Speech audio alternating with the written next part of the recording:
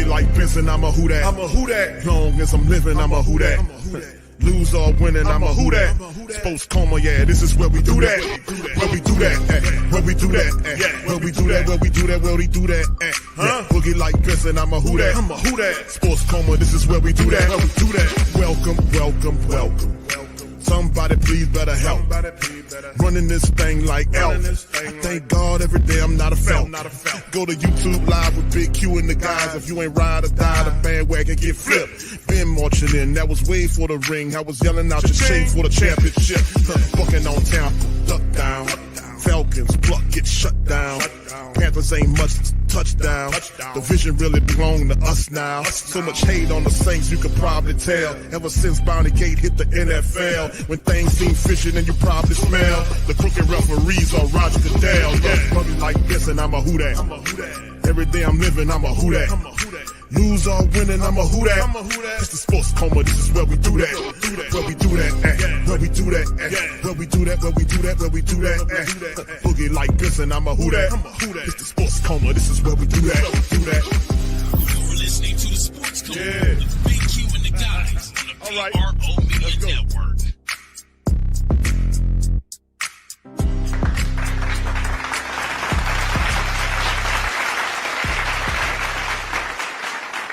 All right, shout out to the fam. Welcome. You're now rocking with the Sports Coma with Big Q and the guys, where we have intense, entertaining, educating, and enlightening sport talk from your favorite sports fam. Shout out to the fam. Appreciate y'all for being in the live. Much love, much love, much love. We up in this thing, fam, and I appreciate y'all for being in the stream. We up in this thing. We're going to talk some black and gold tonight, and I appreciate you kindly for being in this thing. Shout out to brother J Man with the Cash App. Much love, brother. Appreciate the 20 bones in that piece, man. Much love, much love, much love. Thank you, sir. Big up. Also, shout out to T Mama. Much love to my girl T Mama. Much love, Queen. Hope you're doing all right out there. And big ups to Muse as well. Appreciate you guys as well for your financial contributions as well. So salute to the queens out there, and big up to everybody in the land. Good to see y'all. All right, big ups to everybody. Young City, Night Ward, Pelicans, NOLA, all you guys in the stream. Good to see you, fam. I see you, OG Jerry, Brother Scoop. What it do, pimpin'? Black Major, EKL. What's up, EKL? Shout out to you, my brother. Much love. Good to see you in the stream as well. What's up, Nodlin? What's up, Nodlin? Good to see you in the stream. Good to see you. Been a while. What's up, Sonia? Shout out to Sonia, St. Doug in this thing. Brother Kai. Shout out to my guy, Kai. What's up, Ronnie? Good to see you, fam. Bev. What's up, Beverly? Shout out to Bev. Joe Dog. What's poppin', my friend? B-Rock in the building as well. Good to see y'all, man. God Forever Loves You Network. Much love. That's a good name right there. Much love, fam. Appreciate you. He said, I can feel a new era of Saints football in a positive way.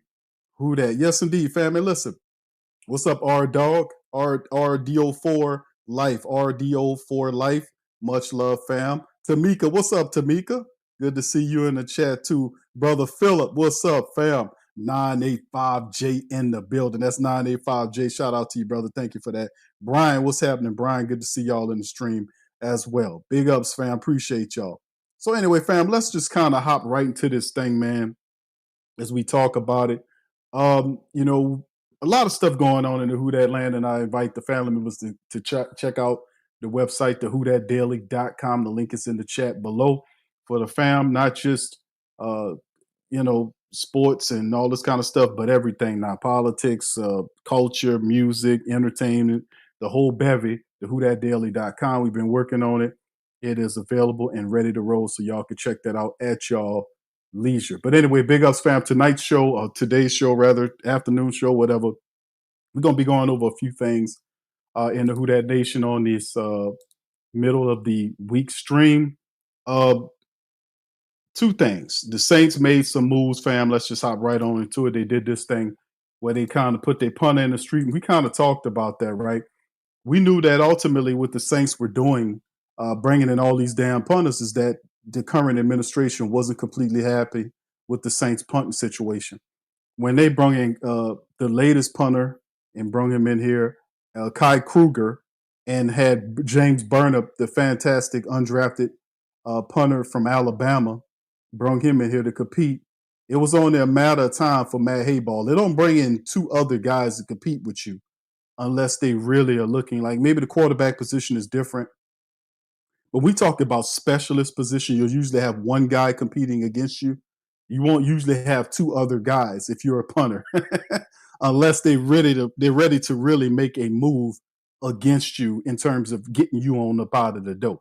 And that's exactly what the Saints did. As you guys, I don't know if you heard, but the New Orleans Saints, special teams will have a new look coming into training camp. Saints announced today that they waived him, punter Matthew Hayball, who started all of 2024 and was still listed as the team starter on the depth chart released on Tuesday, right?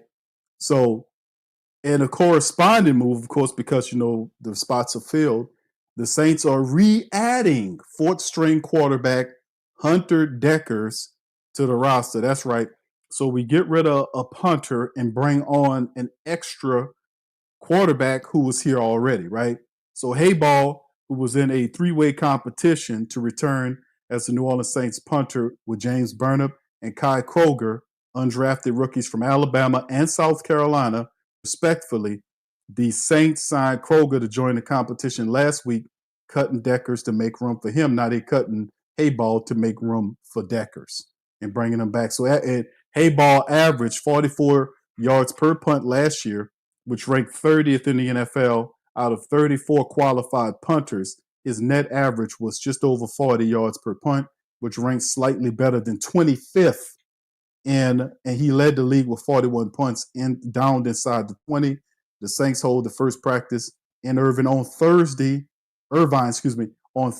and Friday afternoons in advance of the Sunday 3:05 p.m. preseason opener against the Los Angeles Chargers. So there you go.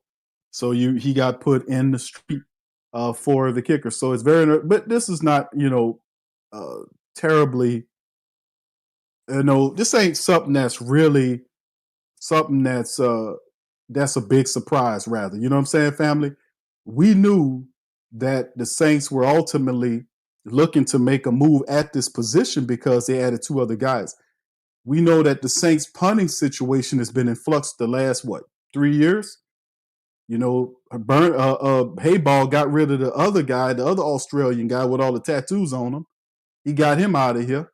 And now we got Burnip. But I think really Burnip is the guy, even though Kroger can punt, Burnip is the really interesting prospect.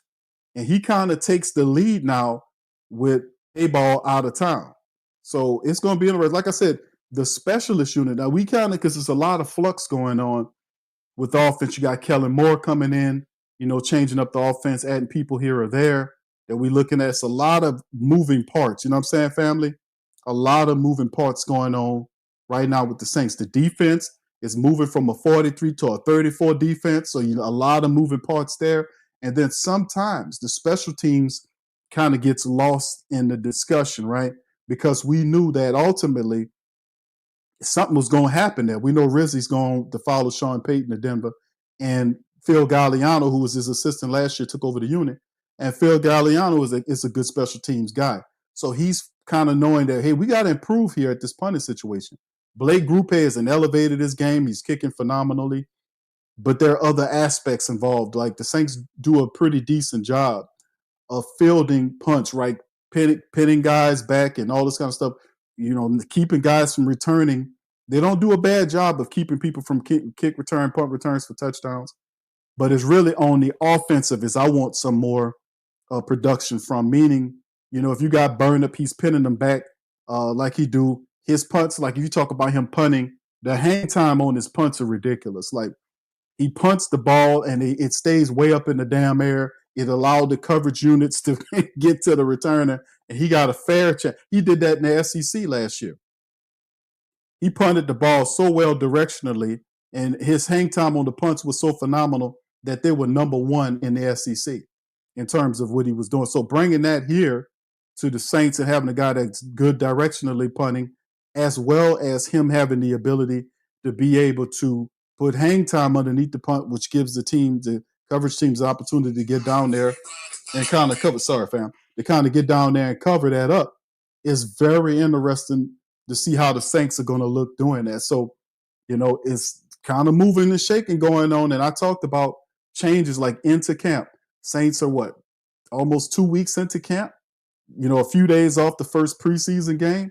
So in what I'm saying is you expect little twists and turns and like this to kind of happen more so. So that's very interesting. We know Hayball is gone, and here comes Hunter Deckers back to the team. So anyway, let's keep this going, fam, and talk about some of this stuff. And this is wrote by Jeff Duncan, had an article where he kind of talked about the Saints camp with low expectation and high hopes and zero buzz is what he talked about. I wanted to share this article with you guys about what he basically was breaking down about what they were saying outside the building. I know a lot of people, whatever, Q, but it's also good to hear, your effect throughout the day, because you have a lot of people that are not, the black and gold faithful that comment on the team and follow the team because their team, and they want to kind of do a little like scouting work. But I could never know as much about a dedicated person to their squad than they know. You get what I'm saying? So the reason I'm saying it is interesting to get different takes on this, that, and the third, and see, okay, maybe you can get a perspective that you heard before, or just, just get entertained, right?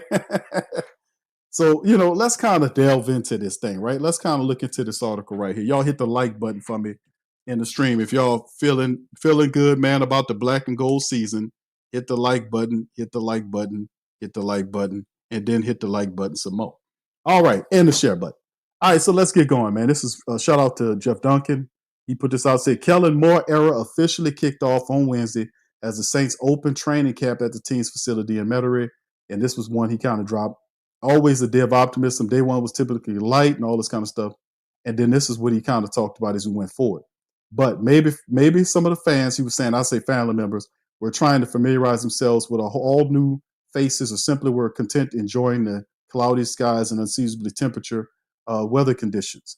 The Who Dat chats were infrequent and less enthusiastic than usual. The costumes and handmade signs were left at home. We all know that the Who Dat Nation takes a backseat to no family base when it comes down to passion and support. So its reticence speaks volumes about the current state of the Saints. After years of declining results and unrealized potential, family members appear to be taking a show me approach to the upcoming campaign, right? A show me approach. And this is something that we talked about, and this is nothing new because y'all know that's something that I've been championing that for a while, is that we hear a lot of talk, but at the end of the day,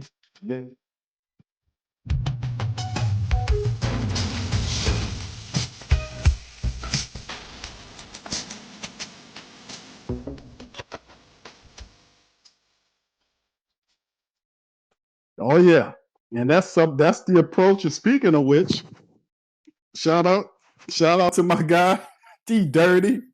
T Dirty, this is T Dirty Show Me gear. He sent it to me. Shout out to my brother T Dirty, repping the mighty Who Dat Nation.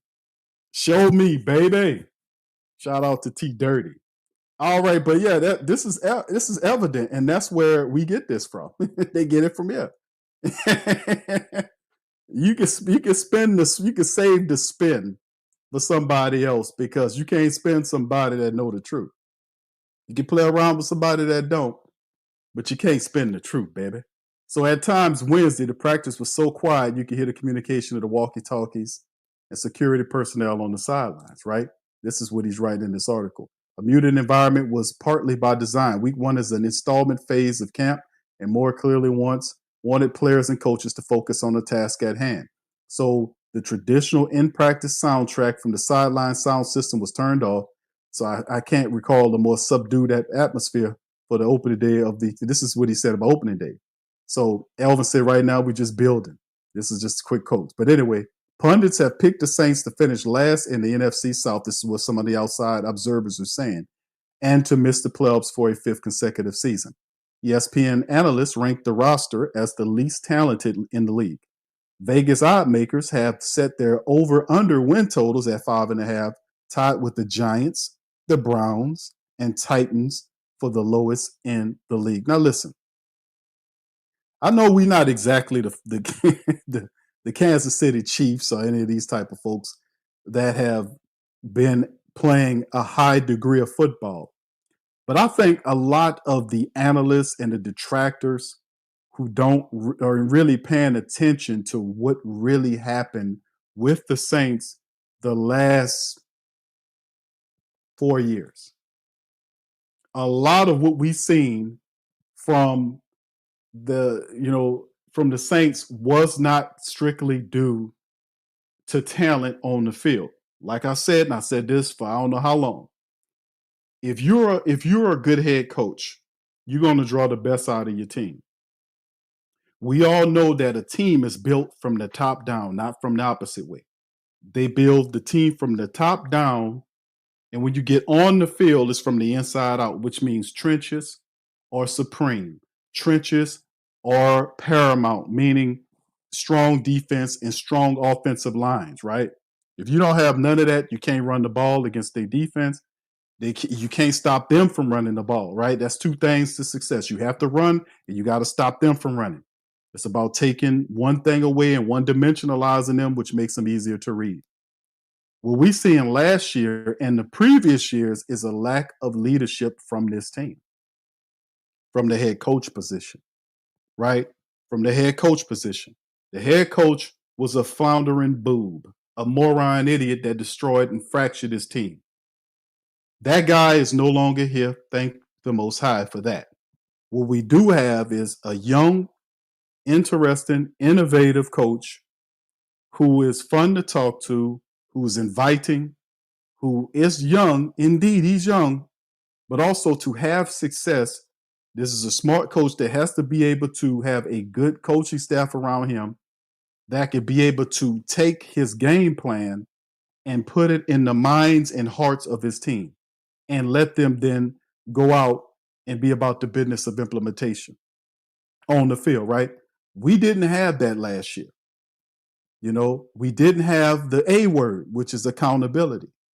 And I'm gonna play something by Nugent, Brendan Nugent, who's the new offensive line coach. He done an interview. I don't know if y'all heard it, but I'm gonna play it for y'all after we get through this. And it kind of coincides with this message that a lot of people are saying that because they think of the Saints. You put the Saints with the Browns, the Giants, and the Titans. Those people were missing a lot of stuff last year, and even this year, the Giants, this is a team that had terrible situation at the quarterback position. The Browns, with the Browns been stepping in it for the last several years, and the Titans were down. They didn't have good QB play and all this kind of stuff. A lot of stuff was going on. But I don't think the Saints are worse than the Giants, the Browns, or the Titans. 5.5. We won 5 games last year. I'm like, goddamn, how you gonna sit up here and tell me the odds makers say, okay, we 5.5, and we won 5 games last year, and could have won more if we'd had some leadership, more accountability, some more innovation. If people wasn't playing right, kicking them off the field, putting good people on there, stuff like that, a leader guy would do. We didn't have that. So he said it's been a while since the Saints opened the season with such low expectations, decades maybe. Listen, today, put 1 in the chat for all the family members up there. What's up, AP? Put 1 in the chat for all the family members out there that heard that the Saints have another dome sellout. Put 1 in the chat. Put 1 in the. What's up, Willie? What's up? All right. What's up, brother Derek? Shout out to you, Derek. Good to see you, brother. Much love. Yeah. Put 1 in the chat if you guys have heard that. Because did you know that the Saints have another sellout in the dome this year? Another full season sellout in the dome this year. It make 20 straight years the Saints have a sellout in the dome. Put 1 in the chat if you heard that. They announced it today on their website. If you want me to, I'll tell you what I'll do. I'll pull it up for you. I'll pull it up for you. They announced it in their website, and I was like, okay, this is how the Who Dat Nation rewards the Saints. Now, it might be very well that we on our show me stuff, but a lot of people are saying, hey, man, just because this other guy is gone, some people say, hey, man, hell, that's good enough. They just wanted that other fool out of there. Look at this. Here it is right here. This is straight from their website. NewOrleansSaints.com. Saints announced season ticket sell-off for 20th consecutive season. 20 years of buying up all the dome. Right? Now, then I say that. What's up, flat bronze flat power guys? Shout out to you. Yeah, they did that. What's up, Sean? Shout out to you, brother. Another dome sell-off for 20 straight years. The family members just want some winning. Now, let's go back here, right? Now, like you said, there's low expectations, maybe decades. Predictably, these dire predictions elicited scoffs and smirks from Saints players and coaches this week. I've never been a fan of the noise, said Elvin Kamara. Cam Jordan echoed the sentiment, saying he doesn't care if people are for or against the team.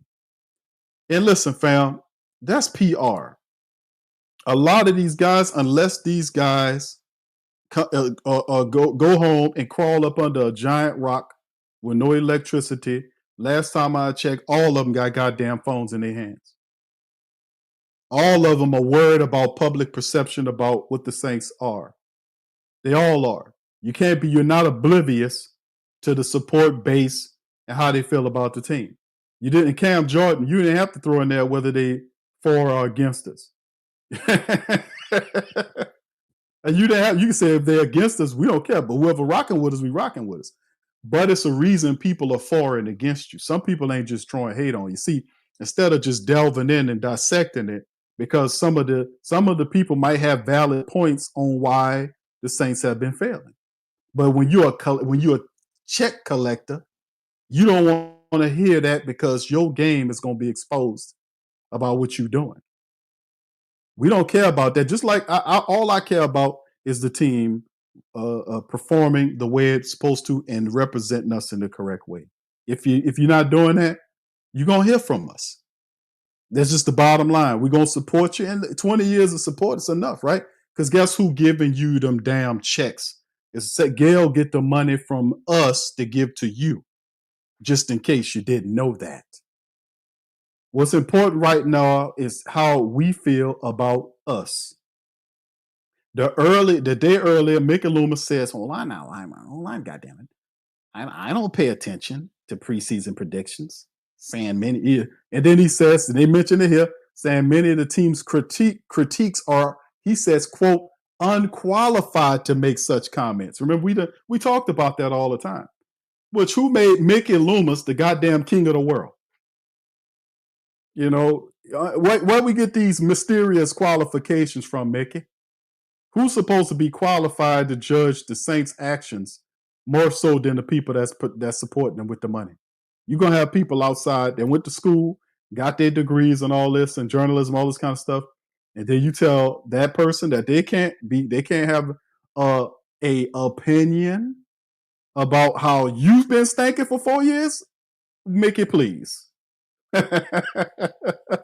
Mickey, please. And at the end of the day, man, the bottom line is you deserve all of this. The last 4 years is the face of what the team has been doing, and they have to wash it away. They have to wash it away. Ain't nobody talking like this about people that's winning stuff or being competitive, right? What about if you look at teams on top right now, people competing, they're not talking nastily about how they look to the point where you got to take a sassy behavior like that. You got to put a little extra sass on there. And I got to be worried about Cam with that sassy comment and him flipping his head back like that with his hair to start the training camp on. I'm kind of worried about Cam a little bit, to be quite honest with you, man. Are y'all put one in the chat if y'all just a little bit concerned about Cam? You know, I mean, just a little smidgen. You know, I ain't gonna lie to y'all, man. What's up, Randolph? Shout out to my dog, Randolph. How you doing, brother? Good to see you in the chat, man. What's up, Montreal? What's up, Space Ghost? Good to see you, brother. Who just a little concerned about Cam Spicy his sassy commentary and him whipping his head back like that on opening day? I'm just a little concerned. What's up, Giovanni? What's up, Dominique? Just a little bit. But it's very interesting, man, because listen, what you've done over the last 4 years have not been very well. And the thing about it is that you're going to have to play your ass off to turn around the image, because it was a lot of excuse making, a lot of lying, a lot of terrible decision making. And this is the time this year when you step up and step out, because I don't think a lot of the perceptions of what's going on are all accurate. But the players have really helped out there. Like, you've seen guys, like, if it's a losing culture going on, and I'm a team and I'm a player of influence, I'm going to use my influence to influence things to change in a successful manner. We know what it is. You get what I'm saying? We know what he needed to do. Yeah, Mickey saying unqualified. Mickey, please. Perception, though it's often reality, and the perception of the Saints right now is it's worse than it has been in years, and there are tangible signs that go beyond the slings and arrows of pundits and talking heads. The club struggled to attract top free agents this offseason. Many of the ones they did sign had local ties to the region.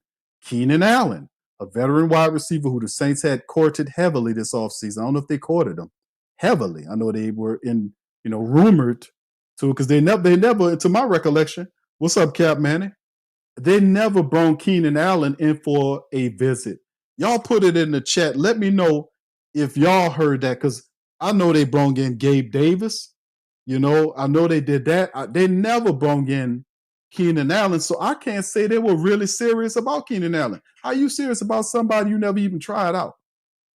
Now, listen, I keeps up to the best of my ability with this, but did anybody else in the chat, in the mighty Who Dat Nation, the great Saint think tank, could y'all tell me, did anybody else hear that Keenan Allen, the wide receiver from the Chargers, who signed with the Chargers, I think it was yesterday or the day, I forget, I think it was yesterday, that signed with the Chargers on a 1-year deal worth $8+ million. The Saints brought him in and had met with him and tried him out. Did anybody hear that? Because I didn't hear it.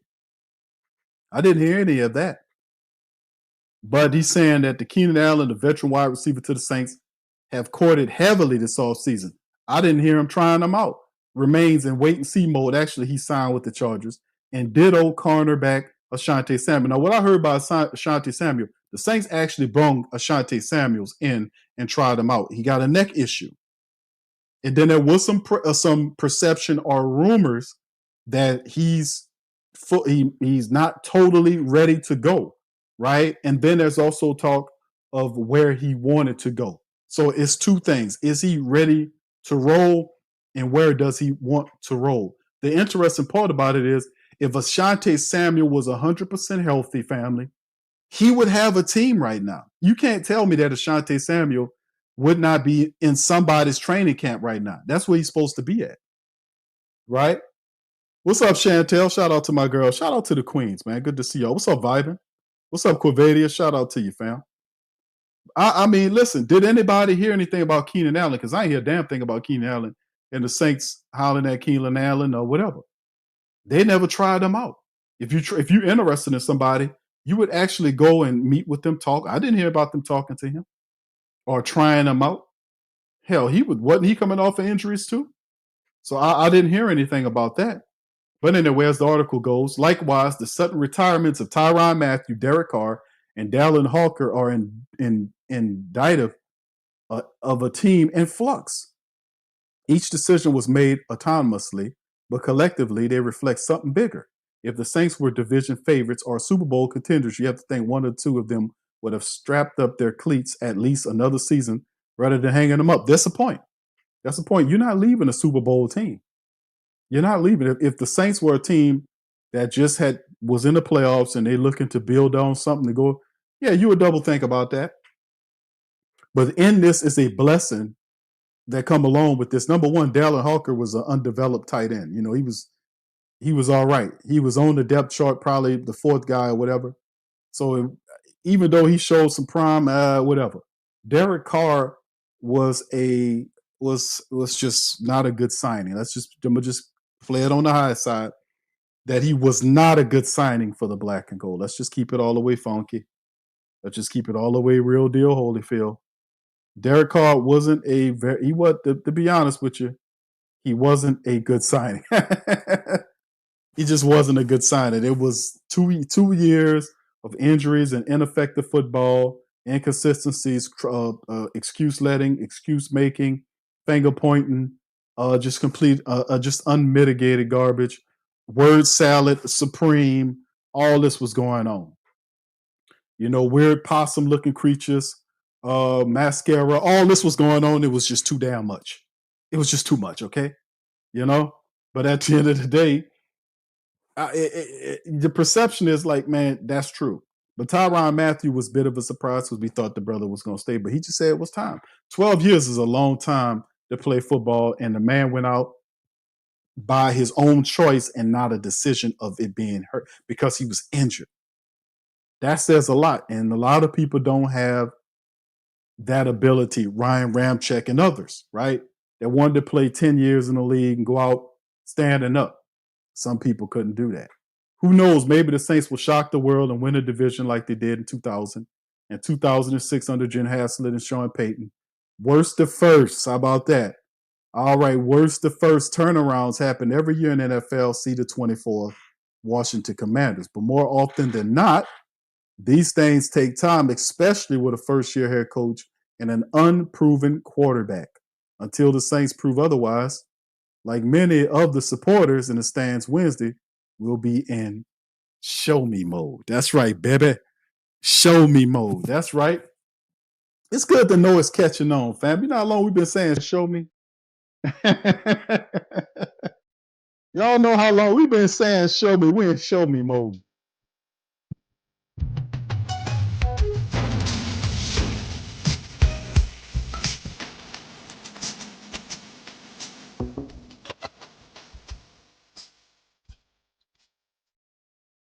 Absolutely, man. That's what it's about. But like I said, with them getting rid of all of these other guys, it's time for us to rock and roll. It feels good to see them fire the other guy. He out.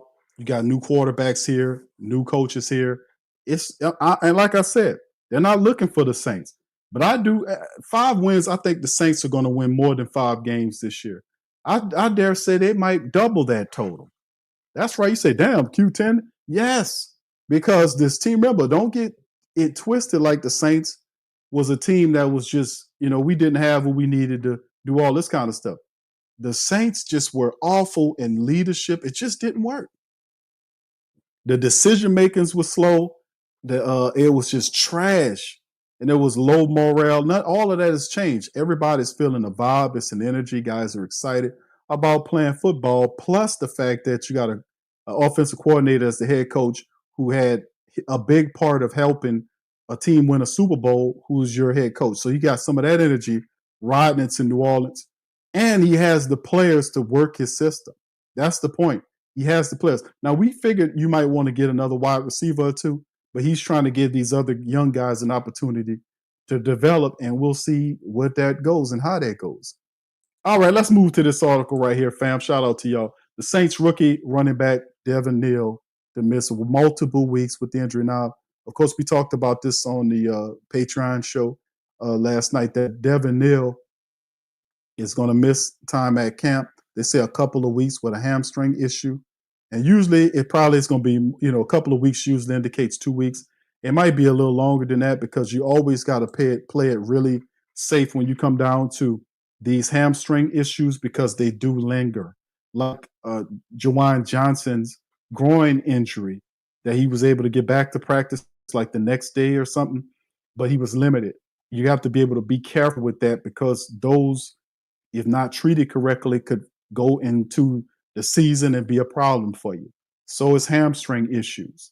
So Devin Neal gets hurt, and hurts his hamstring out for a couple of weeks, probably, be limited. This is going to be tough for the rookie because he's in a supreme battle with other running backs, and missing 2 or more weeks of training camp is not going to help him. It's going to throw him behind the curve. So it's very interesting because he's seen as a guy as productive as he is a guy that's seen as the future of the team. So it's kind of disappointing for him that, and he'll be rehabbing that. And the Saints, I'm pretty sure some of the new guys there. Shout out to LaCharles Bentley, who is in the team in the physical realm, and dealing with the getting the players into good shape. So he's back with that. Then you have Tom Rath and others kind of reshaping how the New Orleans Saints deal with the injury situation and how they're training these guys. So he'll miss a couple of weeks, but among those, Neal will have to beat out the Super Bowl running backs Cam Akers and Clyde Edwards-Helaire, along with promising young talents such as Kendre Miller. Kendre is second place. He is the number one guy in the pecking order. Along, you got Elvin, then you got Kendre, and then you got Cam, according to the unofficial depth chart. Then they line them up. But Clyde Edwards-Helaire, then guys at the bottom of the depth chart listed as running backs like Velus Jones Jr. and Marcus Yarns. So you got some of those guys there. So it kind of takes some people out of it, but gives other guys an opportunity to kind of build it up. So shout out to Canal Street Chronicles. They had covered the scoop as well. So we're just hoping that young man will be all right and get right back to business. And speaking of which, let's hit this right here, fam. This is the Saints unofficial depth chart that was posted on their website, and this is where they get it from, as you can see. And it's showing, of course they didn't add the new quarterback because they signed Deckers the day they got updated because Deckers will be where the quarterbacks are. But you can see exactly what the running back room shakeup with Kamara, Kendre Miller, Cam Akers, Clyde Edwards-Helaire, Velus Jones Jr., Devin Neal, here, Marcus Yarn. But Yarns is slide up, of course. And like I said, it's really on Cam Akers and Clyde, the 2 veteran running backs who can bring a lot. But Kendre Miller really has to stay healthy and step up and step out. So you guys see here some of this. And, of course, when the preseason matchup against the Chargers start, we're not going to see a lot of our guys like Elvin Kamara. I think he's not supposed to play in the game. So we'll get an opportunity to see Kendre Miller, Cam Akers, Clyde Edwards-Helaire. But guys like that, whether they be Chris Olave or all these guys, if they play any of these preseason matchups, it'll be for a handful of snaps. You know what I'm saying? Maybe a series or 2 before they are taken out. Because what the team wants to be able to see is who's some of the reserve guys here. Because we want to see if we can get the offensive line to not only stay healthy, but get some kind of cohesiveness, with Banks and Trevor Penning, McCoy, Ruiz, and Fuaga on the offensive line. Some of these guys to do that. It's going to be very interesting to see what kind of continuity, because that's what you want to do in some of these games. Like you're doing these practices, and then when you get into the simulated games, the preseason games, it's the closest thing that we can get to getting into a regular season environment. But it's going to be very interesting because Spencer Rattler, Tyler Shuck, and Jake Hain are all going to get opportunities to run first-team offenses throughout the next 3 games. And it's going to be interesting. And that's the great part about preseason, right, fam? Because we don't need to just go to sleep on the preseason anymore.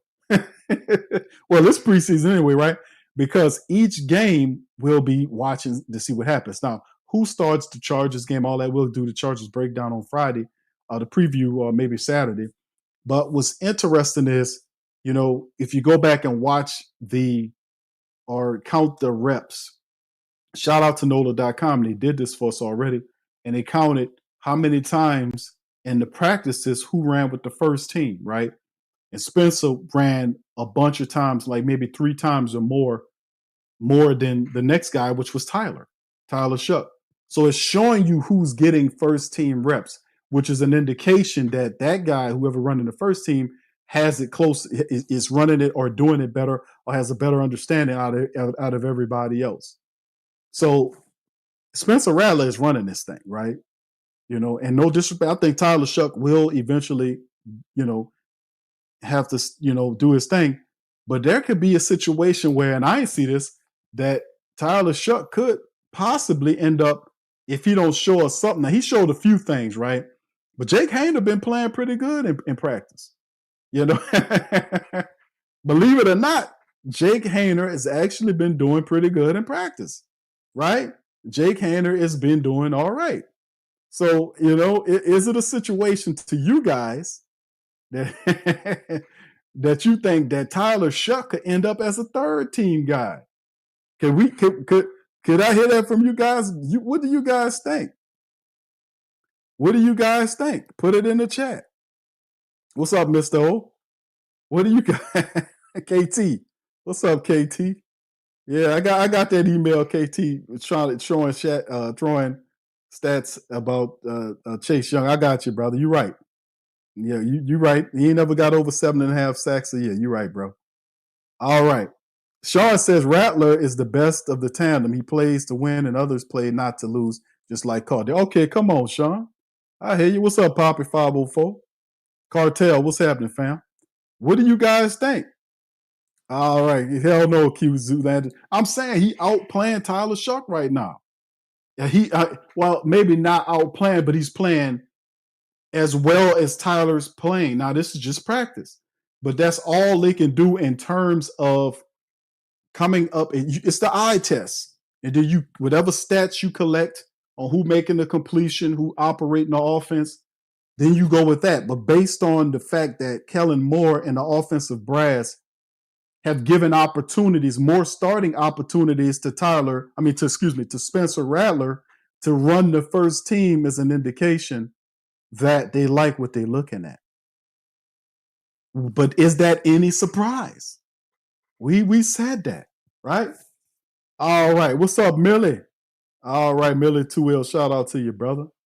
All right, Willie said, I can definitely see that, Big Q. Yeah, indeed. All right, thank you, Chantel says Q. Who would you prefer, Flacco or Pickett? Oh, Lord. Allegedly, the Saints reached out to the Browns on one of our veteran QBs. Didn't say which one. Oh, Lord, no. I don't know what Pickett would bring, because isn't it Pickett got as many years as as Hayner?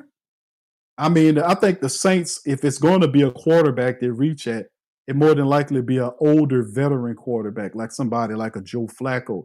But it's my understanding that Flacco could possibly be the guy that starts the year for the Browns, because Dylan Gabriel is literally taking Dylan Gabriel apart. I was watching some practice on him. He on a scramble throwing passes. He ain't making the throws. Dylan Gabriel is struggling terribly for the Browns. Terribly for the Browns. He's struggling horribly for the Browns. And Pickett at one point was seen, but Flacco at the end of the day might end up being the guy to start the season for the Browns. Now, they took Shador with the 5th round pick and he was going to go to Cleveland anyway. I think, just me, this was one of them situations where they didn't like what was going on about how he was behaving. And this is one of the moments where they had to humble him. But it's just very weird what Cleveland is doing. And when they took Dylan Gabriel right at wherever they talk, like, no. Because Dylan Gabriel is a good college quarterback, but whatever is going on in Cleveland, he ain't picking it up. So it's not looking good. They got all those quarterbacks there, and at the end of the day, the only one that might end up playing is the senior citizen of the bunch. But yeah, that's my thought process on it. Shante, appreciate you for the super.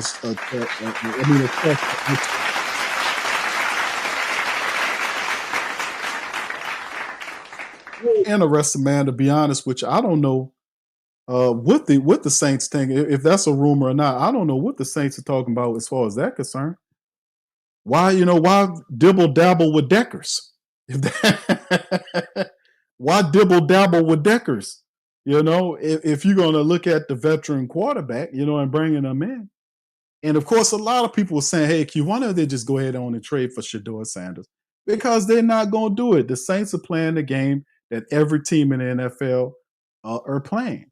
They never had any intentions of doing anything with Deion Sanders taking his boy. And some believe that Deion Sanders' son will never start an NFL game for the Cleveland Browns. They got people that actually believe that, which is if he's on that active roster and injuries start hitting and he's active, sooner or later, he's going to make it. But the crazy part about it is, when it comes down, how many quarterbacks do the Cleveland Browns keep on their staff, right? If they got Flacco, Pickett, Gabriel, and Shedeur Sanders, if at some point they're going to keep 3 people, and if Shedor's not one of them or Gabriel's not one of them, they got to release him. And then he'll have to clear waivers before they can get him back on their practice squad, right? And that's how it goes. If that's Deion Sanders' son, do anybody get him if he's released or if he doesn't make the team? Right? Y'all let me know. What's up, Desi? All right, Cartel says Q. I remember I got chewed out way back talking about Spencer, and now we love him. Nah, what was you saying, bro? What was you saying about Spencer that got you chewed out? I don't know if they chew you out about it. Who chewed you out and what they say? We talking about practice, man. We talking about practice, man. All right. Shaw said Q Abraham has been better at decision making. Yeah, and that's okay. It's okay. It's okay. Randolph says neither. Not one Cleveland. He says not one in Cleveland can keep them all. Yes, indeed. Yeah. KT says Gabriel will be in the UFL with Jake. All right. Swagged out entertainment says bring in Shedeur and send them Shuck. They'll never do that, brother. That'll never be the case. But it's a horrible situation. It came across my feed because I was watching the highlight film, and they had a reporter from Cleveland, and Chantel probably heard about this because she knows about the Browns. She be dropping games. Shout out to Chantel. That I seen it, the reporters, they had one reporter in particular who was letting them have it about Dylan Gabriel, saying he's not an NFL quarterback. He ain't making his completions. When he scrambled, he throwing the ball in the ground. They're not making the connections. The offenses don't gel behind him. The man said he's just not an NFL quarterback, and they keep forcing him out with the first team and the second team. He says not fair. So the man getting pissed off because they keep running him out there. They got to. They got capital invested in him, So it's going to be interesting to see. This whole thing about Shedeur Sanders was a big nasty thing that need to be investigated. How they treated that man, bro. For real. All right. Anyway, let's keep it going, man. I just wanted to thank you, Chantel, for that. All right, Chantel. Cartel said I was hyping Spencer as my QB1. Q talking about who was it? What was they say? Oh, no, I'm saying who said it because you saying that people was land-based you, brother. Just say who they are. Who call them out? People saying if they said something, because I will tell you this. If somebody was getting on you about Spencer Rattler, if they was telling you Spencer Rattler wasn't ready, they wasn't lying to you. Last year, Spencer Rattler wasn't ready. He wasn't. He wasn't in them games, bro. He wasn't ready in them games. It's like, and it was okay. The games last year, we seen him in there where he was 0-6. He didn't have much of a line. A lot of them guys were not. He was playing with third and fourth wide receivers and all that, but still NFL players. Whether it was third, fourth, fifth, or sixth, they still in the NFL and expected to make a block and to make a catch. That bottom line. This is what it is. If you're an NFL player, I don't care if you and number 1 on down to number 5 or number 6, you got to make the play. Spencer Rattler last year, it just wasn't his thing. He wasn't ready in many of them games. Like, for instance, it was games we seen with Spencer will roll out to make plays. He would throw the ball a little low. His anticipation was a little off on some stuff. One of the things that I see about Spencer, like, he wouldn't just get rid of the ball. Like, he wouldn't get rid of the ball fast enough. His processing was slow. And he was a rookie. You expect that to happen, right? That was him getting that. But he wasn't ready last year. Just like Tyler Shuck ain't ready this year. It's a tough business, man. It's tough. But, you're a visionary, brother. So put yourself up there with the rest of them, bro, if that is indeed the case.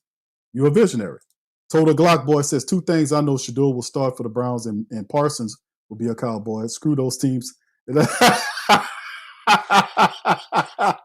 Okay, told the Glock boy. All right, screw him. All right. All right, I hear you, brother. All right. Okay. All right. Well, you dropped some good insight on that, brother. You dropped some good insight before saying, I'm just saying you know something.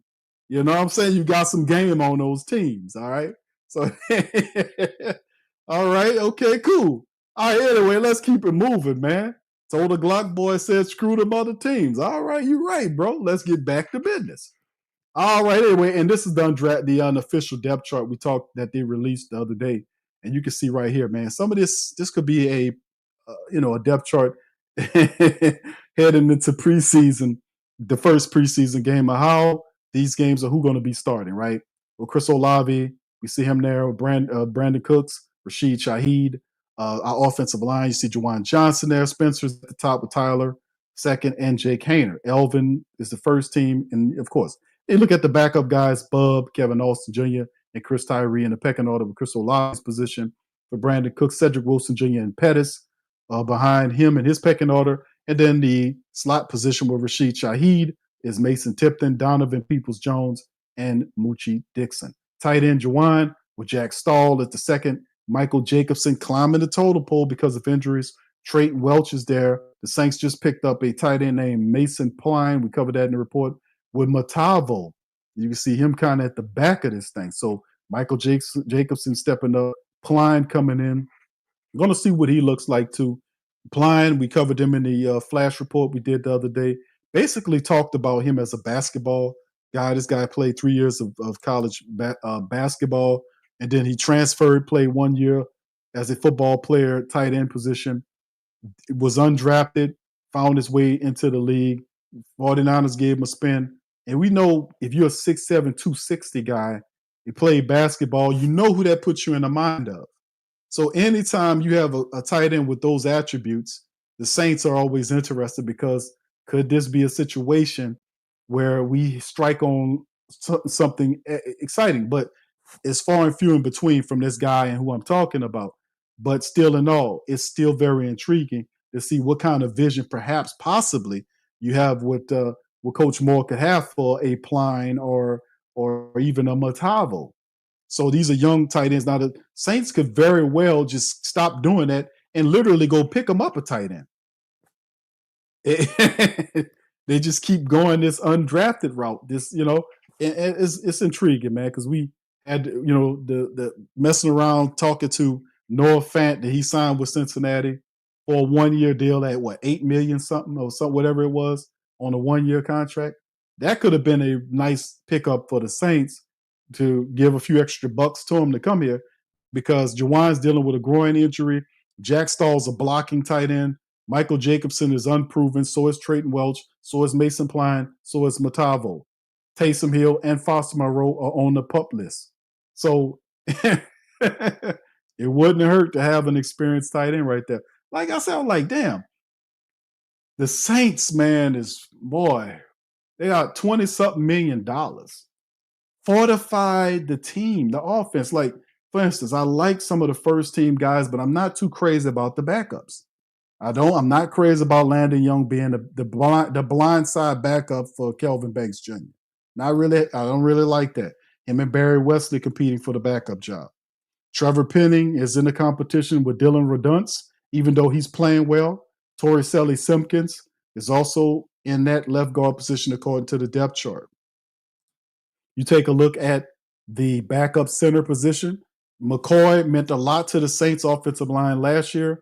You're thinking they'll go out and get a really good or quality backup center. We got Will Clapp. Will Clapp is smart, but physically and athletically limited. Kyle Hergel is another guy that's unproven. You go to the right guard position. Behind Ruiz, you got Shane Lemieux, a guy that looked terrible last year and kept getting hurt. Not crazy about him. Easton Kilty's unproven. The right tackle position for Tali Fuaga is Josiah Ibrahim, who's interesting but unproven and raw. And then, of course, instead of Saints bringing in a veteran backup tackle, the Saints bring in Jonathan Mendoza, who was the tackle for Tyler Shuck in Louisville. this depth is not really doing it for me, man. So, hopefully the Saints offensive line can stay healthy for, the great swaths of the regular season, because I'm not enthused by these backups, to be honest with you, especially based on what we've seen injuries hit the Saints offensive line last year and how bad the depth was. Two of these guys shouldn't even be Saint players on the backups.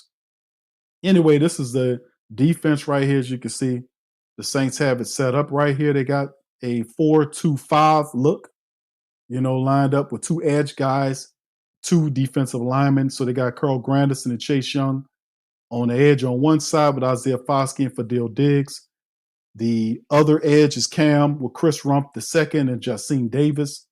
Then inside the defensive line position is Godcho with Colin Saunders, Christian Boyd, Jonah Williams, and Omari Thomas. Brian Bercese on the other side with Shepard, Ridgeway III, Jonathan Bullitt, and Vernon Brockton. We talked about Vernon Brockton right now is kind of struggling and picking it up. He raw, but we knew that from when they picked him, like he wouldn't be ready to go right away. He's going to be a guy that you kind of bring up. But when he's ready, he's going to be a beast. And then, of course, we go to the two linebackers, Pete Werner and DeMario. And behind Pete Werner, Sewell, Stallbird, Ford. DeMario's DeMarco Jackson, which I don't understand how DeMarco Jackson got any position over Danny Stutzman and Tyreen Powell. Well, maybe Powell, but Stutzman. They're trying to give DeMarco Jackson any opportunity he can to pick it up. I believe, like I said, I think DeMarco Jackson should have been put in the street. But Stutzman is really stepping up. Haven't heard a damn thing from DeMarco Jackson. So, like I said, it's just an undrafted list, an unofficial depth chart, which does have some questions to it. And, of course, the cornerbacks, as we see them there, is Isaac Yiadom, Kool-Aid McKinstry, and Alante Taylor.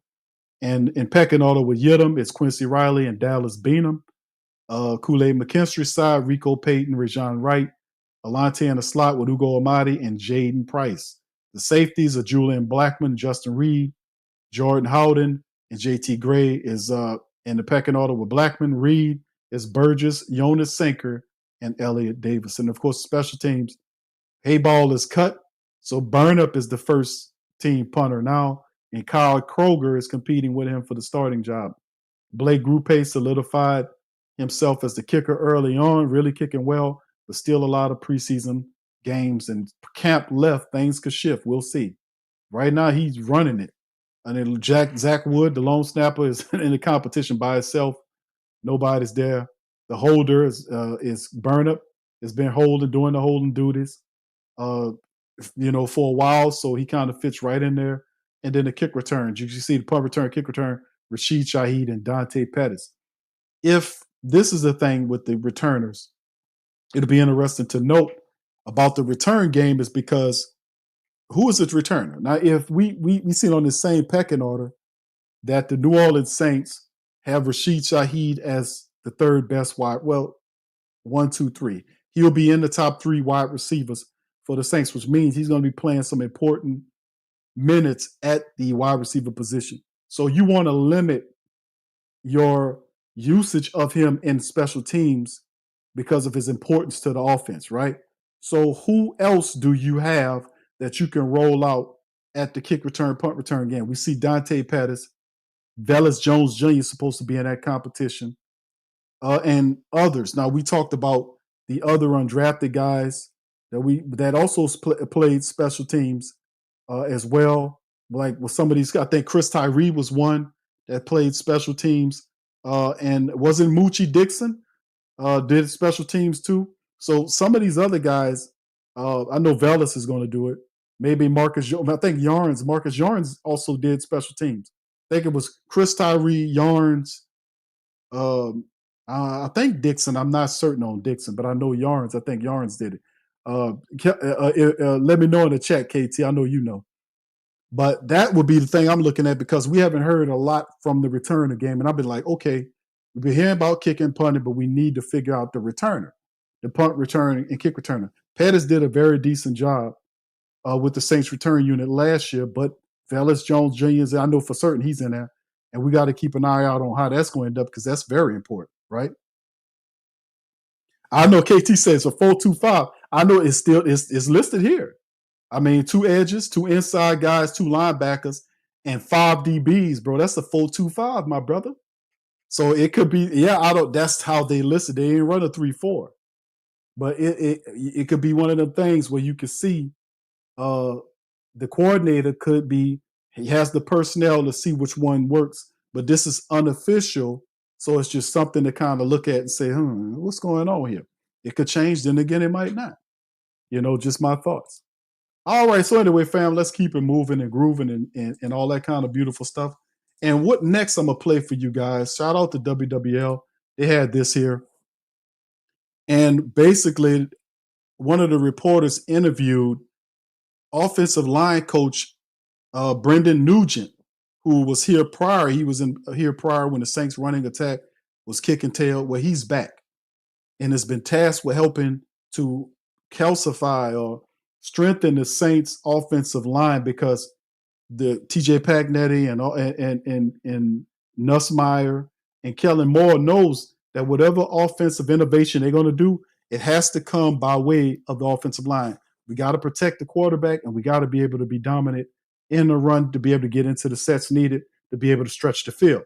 So he makes some interesting comments about the Saints offensive line and the mindset of the offensive line that I've been saying and you guys have been saying for some time that has been going wrong with the New Orleans Saints, right? The temperament. Listen to what Nugent said. Y'all put one in the chat if y'all can hear this. There's O-line going into the 2025 season. When you're joining a group like this, and a guy like Trevor who's had 3 offensive line coaches in 3 years, how do you approach kind of setting your standard with that group? And because there's language, everyone brings in their own, mission statements, and how do you make that your room with that big group? Well, the biggest thing is the best O-line rooms I've been a part of has been their room. Those are the best ones, right? And it's, me, my job in this, when you have a good room like we have, because we have a very good room, it's kind of just steering them and guiding them where we need to go, right? Like, we can have a standard as coaches for them, and we can try and hold it to them, but the best groups I've been around, the room holds everybody accountable to that standard. So you kind of come in, we set the standard, this is what we expect. We talk about easy wins, things like that are every day that, hey, like TNT takes no talent, right? These are things we can do every day that take no talent, right? And those are easy wins. And then everybody just holds each other to that standard. And then the room, somebody's dragging, I don't have to do much if it's a good room. They're bringing them along as we go. So that's kind of what we've been trying to instill since we got here is like, hey, man, like, this is ours together, right? It's not my room. It's not Eric's room. It's not Caesar's room. It's not Tyler's room. Like, this is our room, right, together, right? The better you play, I always joke about it. It's like we're coworkers, right? Like, the better you play, the longer your career is. The better you play, I keep my job. So let's figure this out together, right, and be the best we can be. So it's kind of a group effort, but really it's like those guys, we set the standard, they understand it, right, and then the leaders just make sure everybody comes along with it. Eric, obviously. All right, so listen. Now that is beautiful. And we've been saying that for a while about the Saints being able to keep that mentality.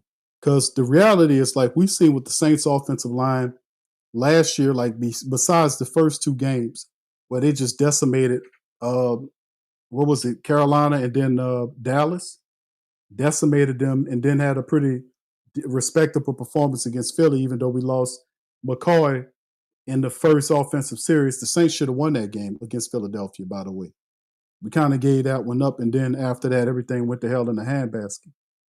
But this is Brendan Nugent, a guy that we know well from the past, who ran some of the Saints' toughest, really good offensive line units that helped them have sustained success.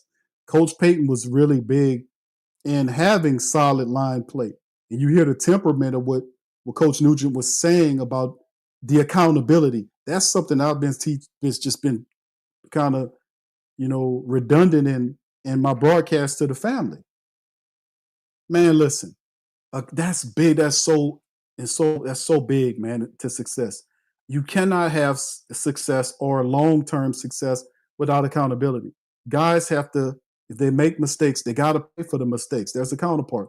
You can't false start and nothing happens to you like we've seen last year. That's not leadership. That's not accountability. And you have to have accountability. That's a part of discipline. You got to have accountability. And if you have strong accountability, fam, we can keep these mistakes down. It'll help feed into the overall intelligence of the team. and we can really do something productive every time we step on the football field. And that's what I'm saying. That's what we've been missing. Let's go back to Coach Nugent. But he was here when you were here before, right? Yeah. So, I mean, what have you seen, like, from when you left to when you came back in terms of the leadership with him? When I left, we still had Tehran, we still had Ryan Ramczyk, we still had kind of like those older guys. And Eric was leading in his own way, but those guys kind of had a big presence as to how that room went. And it was a good thing, right? And then, just from afar, the past 3 years that I've been gone, I've seen him play get better and better and better and better. And then just coming here and seeing how he's not only leading that group, but leading the offense, right? It's been really good. He's kind of taken that role, and he's not the most vocal guy, but you can count on that guy doing everything 1,000% every day, doing it right, holding himself to the same standard, accountable, just like he holds everybody else, which is one of the, greatest characteristics of a leader. Yeah, one thing we've seen throughout to this point in camp is like false starts. Player comes off the field. We saw that with Trevor in the situation with Bill today. How do you think that helps a player when obviously you kind of have to come out and sit with it? And how do you address it with them in those situations? So right, like everything has consequences, right? Like mistakes are going to happen. Right, mistakes are going to happen. A guy's going to jump off sides. Like, we're not naive to that fact, but it has consequences. Right, in a game, it's 5 yards. Right. Okay, now. What's interesting as I let this ad play about this is it paused at the right place, because the reality is, man, listen, it got consequences to the false starts. You can't false start. Elvin Kamara brought that point up about people false starting in practice, and that possum wouldn't say nothing. They just do it again. You can't do that. If you false start some mistake, you hurt the team. You have to pay for that. There has to be it has to be some type of disciplined action against you false start and hurting your team. Then if not, then what's the point? We got to be able to have discipline instilled in these things instilled in players. You don't have to be perfect, but it does force the player to get on his game even more so, to understand, to know when you're supposed to move, to understand your snap count, all this kind of stuff. It'll force you to do that. Because a lot of times you just a little rocket here to there, but it'll force you to be better on your technique. That's what it's about. In order to get to where we think we should get in the future, in terms of this football team is concerned and getting into the playoffs again, it's got to be a different mindset, accountability, discipline, overall team intelligence. All that plays a part in the innovation of what we need to do to move forward, to get into and play against these other teams that have been consistently in the playoffs. They've been there making, in the playoffs, giving themselves an opportunity to get to the Super Bowl, to win a crown. They've been consistently there. In order to have that, it starts up here before we even hit the field. So, I like how he's talking. Here we go. 2 minutes, really, especially like it happened today.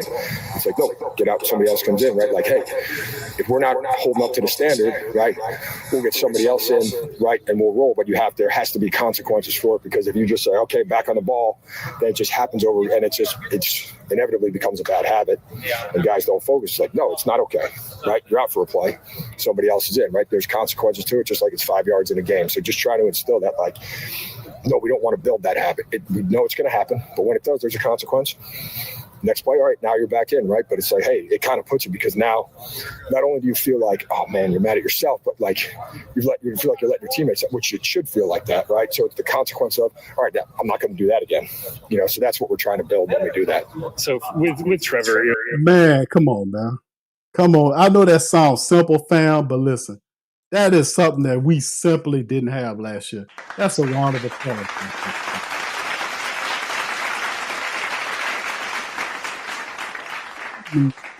Man, that's what I've been saying the whole time. You can't false start and have all these pre-snap. Remember, the Saints were bad at that. If you go back and look up those pre-snap penalties, the Saints were in the top people in the league making those silly mistakes that hurt the team. No accountability. That's a series of events that clearly shows that the Saints lacked accountability as well as discipline. You can't false start and hurt your team and then go back out there the next play. There was one time a guy false started 3 times, wasn't it? Wasn't that Lucas Patrick that did that? He had 2 false starts, and then it was 3 false start plays in a row. 2 of them wasn't it Lucas Patrick, and one was somebody else. I want to say Penning was one of them. They had like 3 false start penalties in a row. Put one in the chat if y'all remember that. Y'all remember that? Put one in the chat if you remember that shit about when the Saints, they had like 3 penalties in a row, 3 false starts in a row. And I'm like, what is going on here? And that stupid possum sitting up there just looking. Like, what's going on here? This is crazy, but it's good to hear that. Go sit out a play. The worst thing you can do to a player, besides playing with their money, is sitting their ass on the bench, which is kind of playing with their money. And, you know, that's one thing they all respect. If they lose playing time, that's one thing that they respect. And to get their attention, you take them off the field. Y'all, hey, look, Nola Bars TV said 3 false starts. That drive is, I know. Bro, remember, y'all, I don't know which game it was. Which game was that, fam, when they did, like, it was 3 false starts in a row last year. Which game was that? Put it in the chat and remind me. Which game was that? It was Shane Lemieux? What's up, Nolan's 504? What's up, my brother? Yeah. Yeah, y'all remember which game was that where they did that, fam? They had 3 false starts in a row. One of them was, somebody said it was Shane Lemieux. I thought it was, one of them was I want to say one of them was Trevor Penning, and 2 of them was a guard. I thought it was Lucas Patrick. One of them could have been Shane Lemieux. But it was one of them games where they had 3 false starts in a row. And I was like, what is going on here, man? It was terrible. But this is music to my ears. Let's go back. We've heard a lot about, Collins just said the move to guard was the best thing I could have done. What is it about his game that you feel like does work at guard? Sure, less space for him. Having a center and a tackle next to him. Like he's strongest when he gets on guys fast, right? That's kind of his game. And I remember him. I wasn't here when they drafted him, but I remember evaluating him when he was coming out. And I won't say I necessarily saw him at guard, but like his strengths to me were like, man, when he gets his hands on guys, that's when he wins, right? And he can move people. He's strong, he's big. So it's like kind of moving him there. We're kind of asking him to do the stuff he's good at, more so than at a tackle where there's a little more space, where he's not on a guy as early as he is inside at guard, if that makes sense. So that was the thought process behind it. And, we're working towards it. It's still a little new for him, but it's good. It's kind of like when he gets in there, it's like, oh, I can get this sooner, right? And so you can kind of see the light bulb starting to turn on a little bit for him as we go. And we got to keep building. And what struck me when I talked to him during, OTs, minicamp, whatever it was, is, a lot of times you move somebody's position, they might not be a fan of it. They might do it because they're professional, but it might not always be, something they're thrilled about. Yeah. He seems excited about it. It seemed like he really embraced it. Have you experienced the same thing? Yes, absolutely. He was very excited about it, because when we talked about it, kind of just what I explained to you is kind of what when I had that conversation with him and Kellen with him, and we're like, man, we think this plays to what you do well. And he's very excited about it. The biggest thing I think for him is, most of his career, he's played in a left-handed stance. It's kind of a big deal if you've only been in a left-handed stance. It's bigger than a lot of people think sometimes. So getting him back in a left-handed stance, putting some bumpers around him, giving him less space and let him go do what he does well. And, he is genuinely really excited about it. He's been doing a good job building here as we go.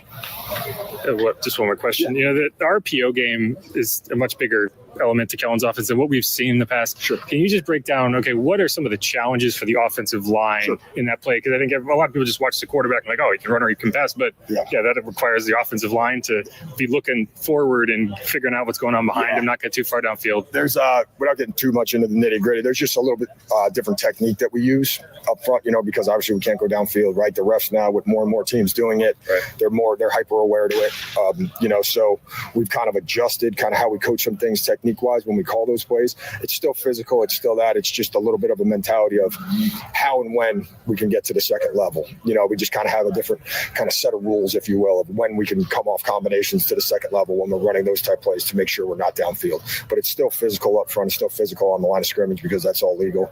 And then we just kind of tweak. When we call those plays, they just kind of go, okay, they have a different kind of little set of rules for coming off on the second level, if that makes sense. Gotcha. Okay, I'll add one more. Yep. Just coming back, why did you feel like that was a good move at this point in your career?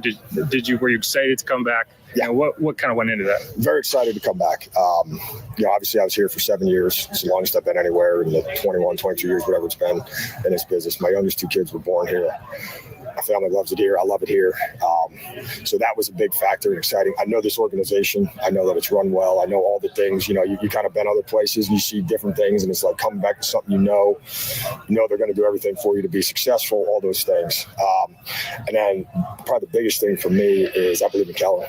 You know, I believe how he builds it, how he's going to, you know, how we're going to build this thing together, having been with him. And, you know, he and I were in touch a lot last year when I was in Seattle and he was in Philly. And, you know, I'm just a believer in how he sees it, how he wants to go about it, and how we can get this thing going back to, you know, what it was when I was here last time. So very excited to be back. Yeah, and you know the fans are always going to be willing to sit out in 100 degrees to watch practice. That's it's wild. I always question. I swear, I was joking with some of the new guys here. I was like, does anybody work down here? Like, what is it, Wednesday afternoon? I'm looking out in the stands. I'm like, holy cow, it's 10 o'clock in the morning.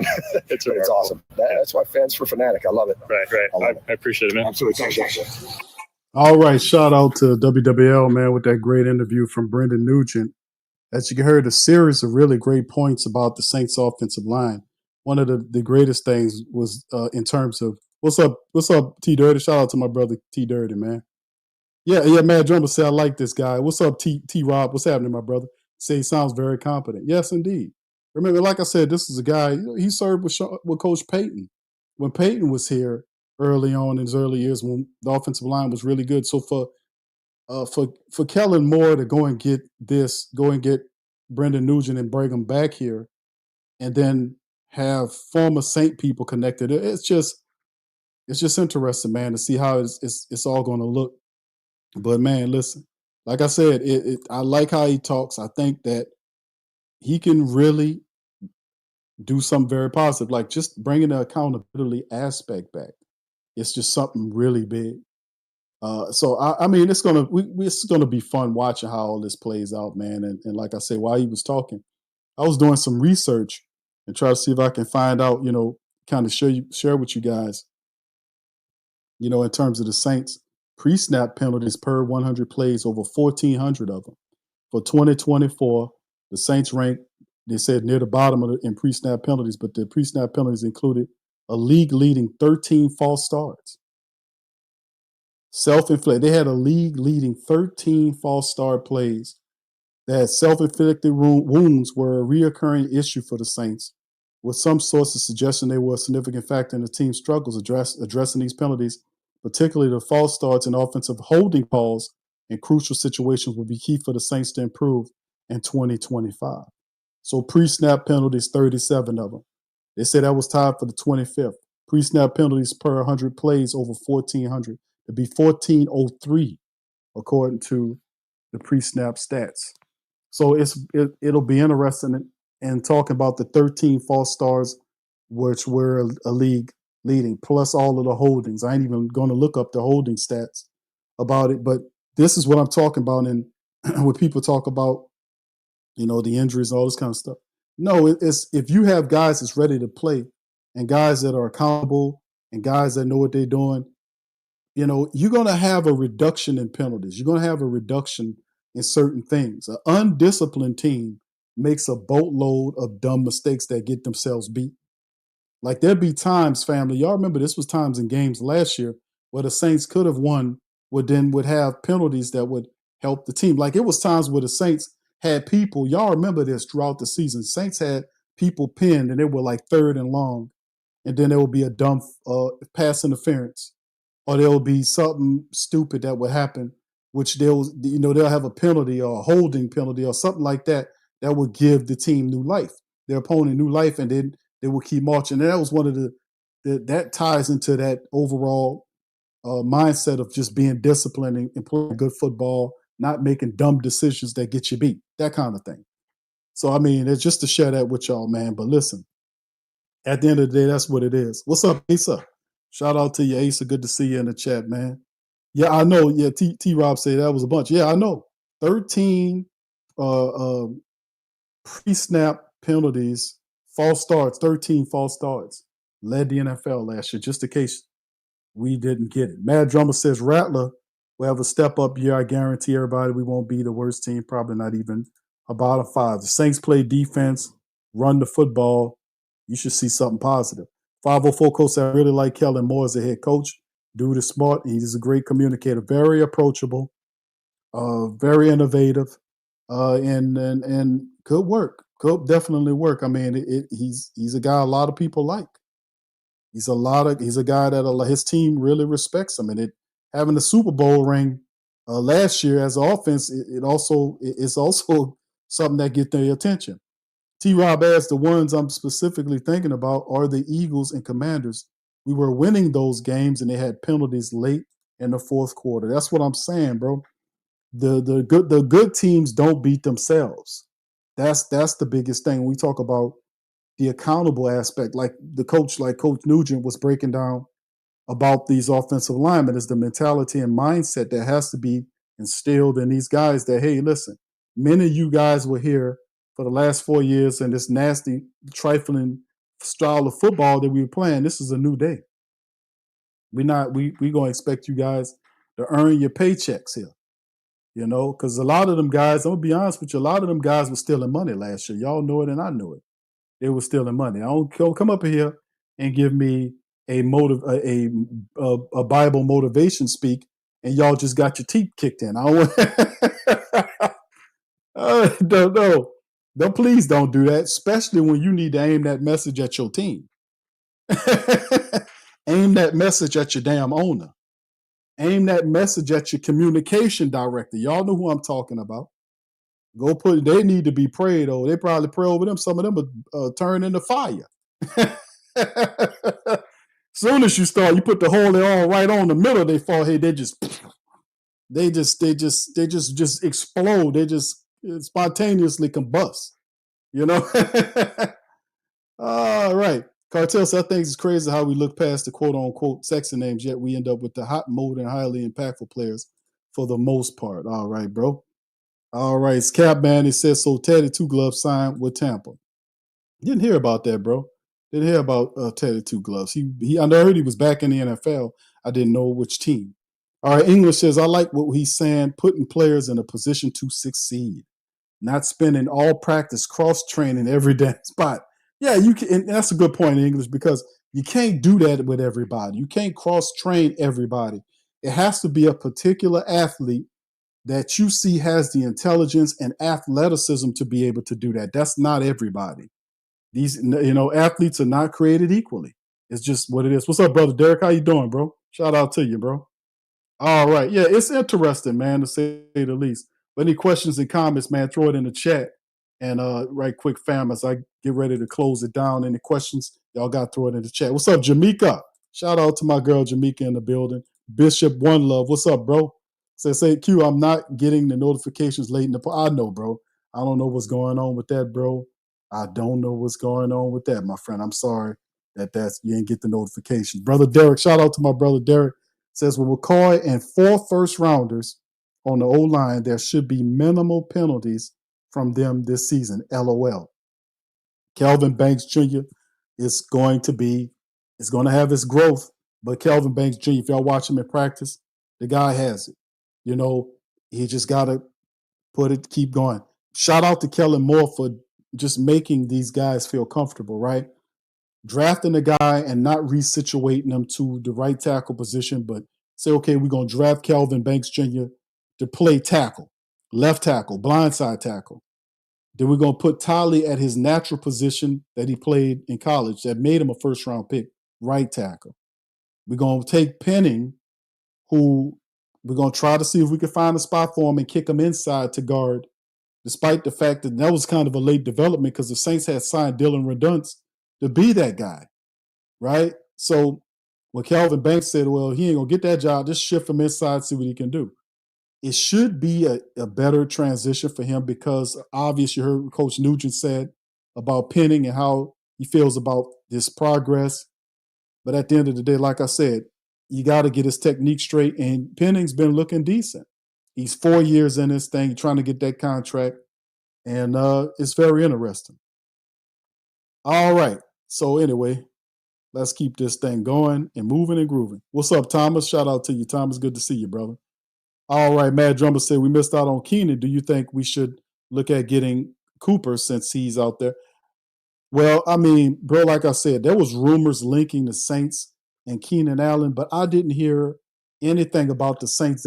Correct me. I didn't get any word on that. Y'all can tell me right now.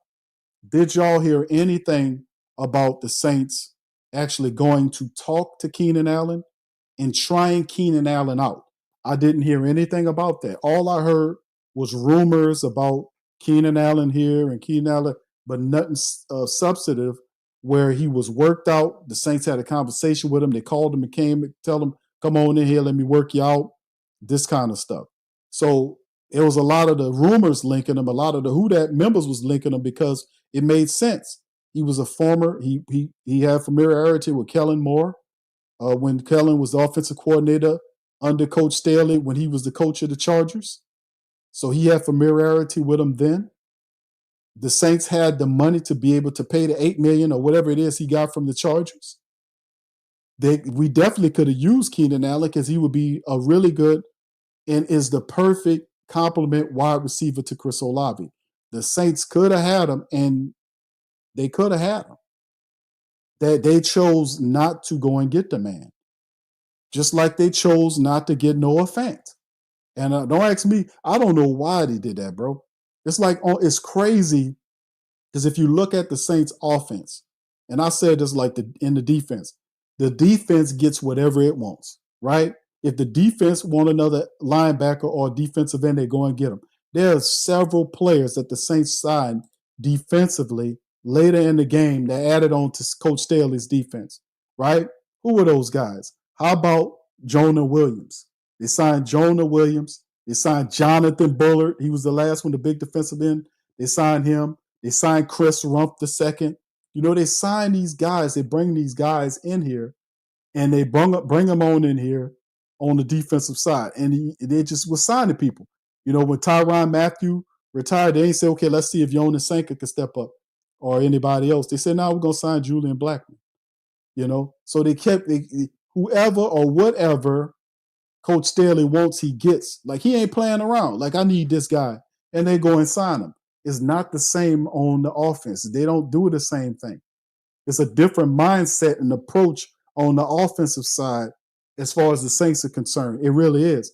Because instead of them doing that, what they're doing is saying, oh, we're going to see if we can develop these guys into what we want, as opposed to go and sign guys like the defense is doing. It's two different thought processes here. It's like the backup offensive. Y'all know we can use better veteran backup, especially at the tackle position. Nope, we're going to be all right. We're going to go get Tyler Shuck's old tackle, Jonathan Mendoza, and bring him in here. Right? We good with Landon Young and Barry Wesley as tackles. It's, barring injury. We good with Will Clapp at center. No, we ain't going to go out here and go get somebody to challenge and have a 3-man center competition 2-man backup competition for Eric McCoy. We ain't going to go do that. We're going to go and be lazy. Lyle Collins was literally had a marketing firm damn near telling the Saints that he wanted to play for them. The same day the Saints signed Shane Lemieux, who we had here last year that didn't do a damn thing but stayed hurt. And when he played, he looked terrible. They end up, the Cowboys signed Lyle Collins. The Saints signed Lemieux early that day. Collins was signed later that day. What sense that make? Nobody in the chat would tell me that Shane Lemieux is better than Lyle Collins. And for next to nothing. So it's like really weird how the difference in thinking in terms of people. And I'm looking at the backup linemen saying, dude, you're going to need some more people. So they trying to, we're going to see if we can develop guys. We're going to see if we can develop Bub Means into an A.J. Brown type of guy, or Kelvin Banks Jr., or see what these other guys doing. Donovan Peoples-Jones, can he get out there? Instead of bringing in Noah Fant, we're going to see if we can get Michael Jacobson or Trayton Welch or Mason Pline or, one of these guys to step up and be something. What?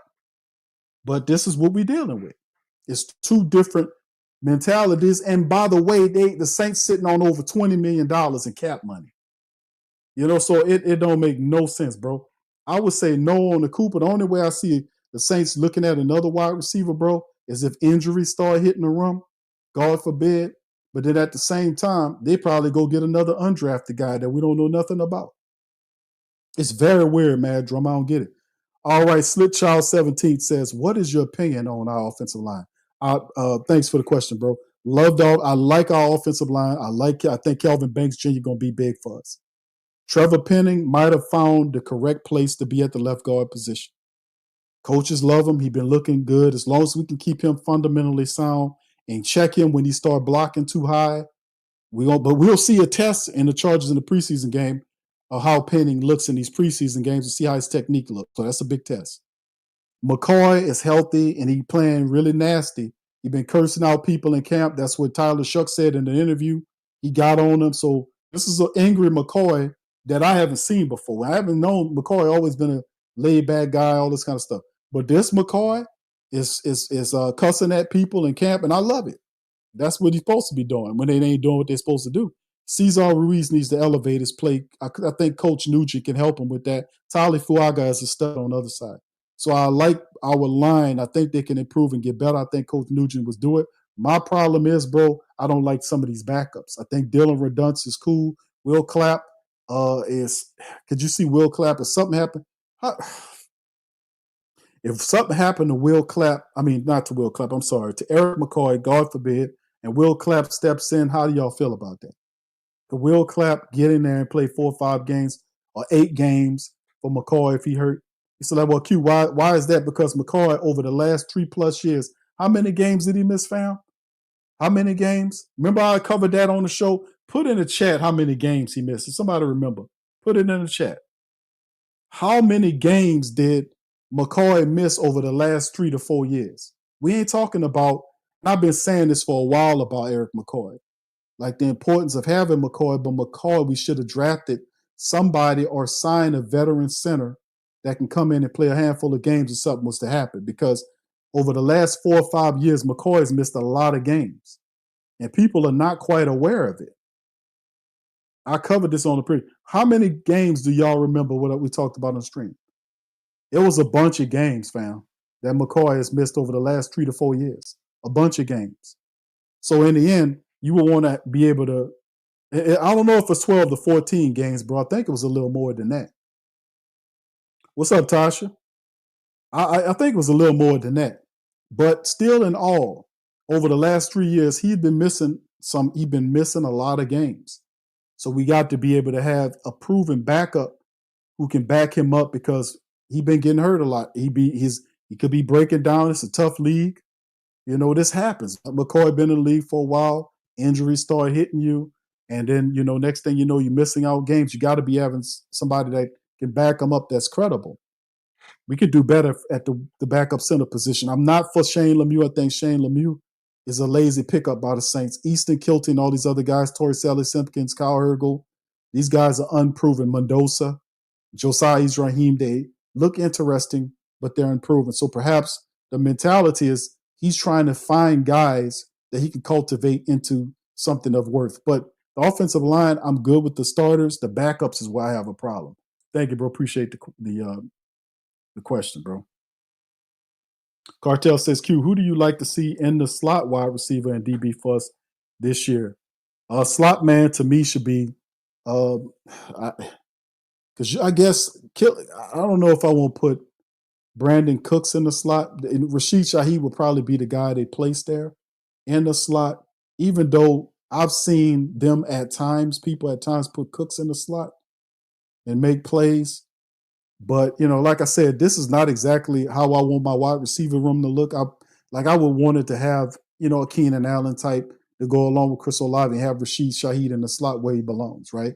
And I say where he belongs because he's matching up with their third best defensive back, which means there ain't a third defensive back in the league that can keep up with that guy's speed. He takes the top off and it's a mismatch, and you can move him around if you need him. So, the way they playing Chris Olave like he number one, boy, you do that, Chris Olave gonna want that number one money, that $20 million a year. He gonna want that Garrett Wilson money. If you playing him at one, he gonna damn sure said it. Hey man, y'all had me at one. I want that 20-something odd million a year. So Chris Olave is terrific, man. He just gotta stay healthy. But like I said, I would prefer to see him in a tandem with somebody else, even Amari Cooper would be a good guy to have in number one, matched up a possession guy next to Chris Olave with Rashid Shaheed in the slot. I like Rashid Shaheed in the slot because I like the mismatch that he represents there, for that third defensive back. And then, of course, probably Alontae Taylor. That's probably be the other guy in the slot on defense for the Saints. Now, he's been saying that he could play inside and out. Perhaps the Saints see him with them bringing in Isaac Yiadom and giving him a 3-year deal. Wasn't Isaac Yiadom on a 3-year deal at $9 million or something like that? But Yiadom, they ain't paying Yiadom multiple years just to come here and be a backup. I think Yiadom is probably going to be tasked at being a starter and then, of course, we know that Quincy is the guy that they drafted from Louisville. How fast does he get ready to position? But probably Alontae Taylor in the slot to start off. I probably think that's probably how they'll run it. Thank you, bro, for the question. All right. All right. Hold on. Y'all said y'all never heard anything with y'all. Y'all hear me? Okay. All right. They said they didn't hear. All right. Let me keep it going, man. KT says, Q, did you get the video of Big Low dancing? Oh, yeah. That's old, bro. Yeah. Low sent me that a long time ago, bro. I told you Low is a undercover Saint supporter, bro. Hey, listen, bro. Low loves New Orleans cuisine. Low be down here vacationing. Him and Coach, shout out to Coach Rona, his lovely wife. Man, they terrific people, man. Low is a good dude. That's my brother. I got nothing but love for Low. But I've been telling Low he loves the New Orleans Saint. He love the culture, love the city. And they come in vacation down, they have fun. They love the city. And I like they're definitely Saints people. Of course he'll deny that, but we all know the truth, baby. We all know the truth. All right. Shout out to Tasha for being a member for 54 months. Shout out to you. Appreciate you, Tasha. Much love to you. 504 Coach says, Q, if Spencer starts all 17 games, what is his stat line at year's end? 17 games if he start, we're looking at. I think Tyler, man, it's going to be north of 3,500 yards, about 27, 28 touchdowns, somewhere up there north of that number. So more than 35, 36 north of that number, north of 25, 26 touchdowns. I'll say Darren there say 29, 28 touchdowns, something like that. And the teens and interceptions, it'll be like 28 touchdowns, 29 touchdowns, like 12 interceptions, something like that. Maybe 10, 12, 13 interceptions, something like that. But in the end, like 30, 20, 36, 37,000 yards, something like that is what I see from Spencer, that he can be able to get it. Because if the Saints because they got a track team right now with the wide receivers. The offense has a track team. All those guys can run, even though Brandon Cooks is a little older, but he can still run. So the Saints, if anything, they're going to run the ball and put a track team out there and try to wing it, put that ball out there. Which means if that's the case, that means that you can get ready to see some really good numbers from your quarterback. Put that ball up in the air. So, we're going to see how it looks. But, yeah, that's probably my call on it, brother. Thank you, Fax. All right, KT says, Q, which rookie edge rusher steps in preseason for Dill Diggs or Justine Davis? That's a good question, KT. And they both seen as in the same positions on the unofficial depth chart. Fadil Diggs is seen as a third-team guy behind Isaiah Foskey on the side that has Granderson and Young. And then the Cam Jordan side, Jacine is behind Chris Rump II. So, going to be interesting. But I like Jacine Davis, man. I think Fadil Diggs is interesting.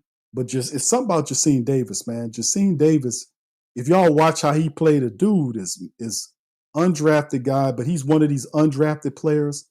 Remember how we picked up Carl Granderson? I'm not saying he Carl Granderson, but he got a certain specialness that Carl Granderson had when the Saints made him an undrafted player, right?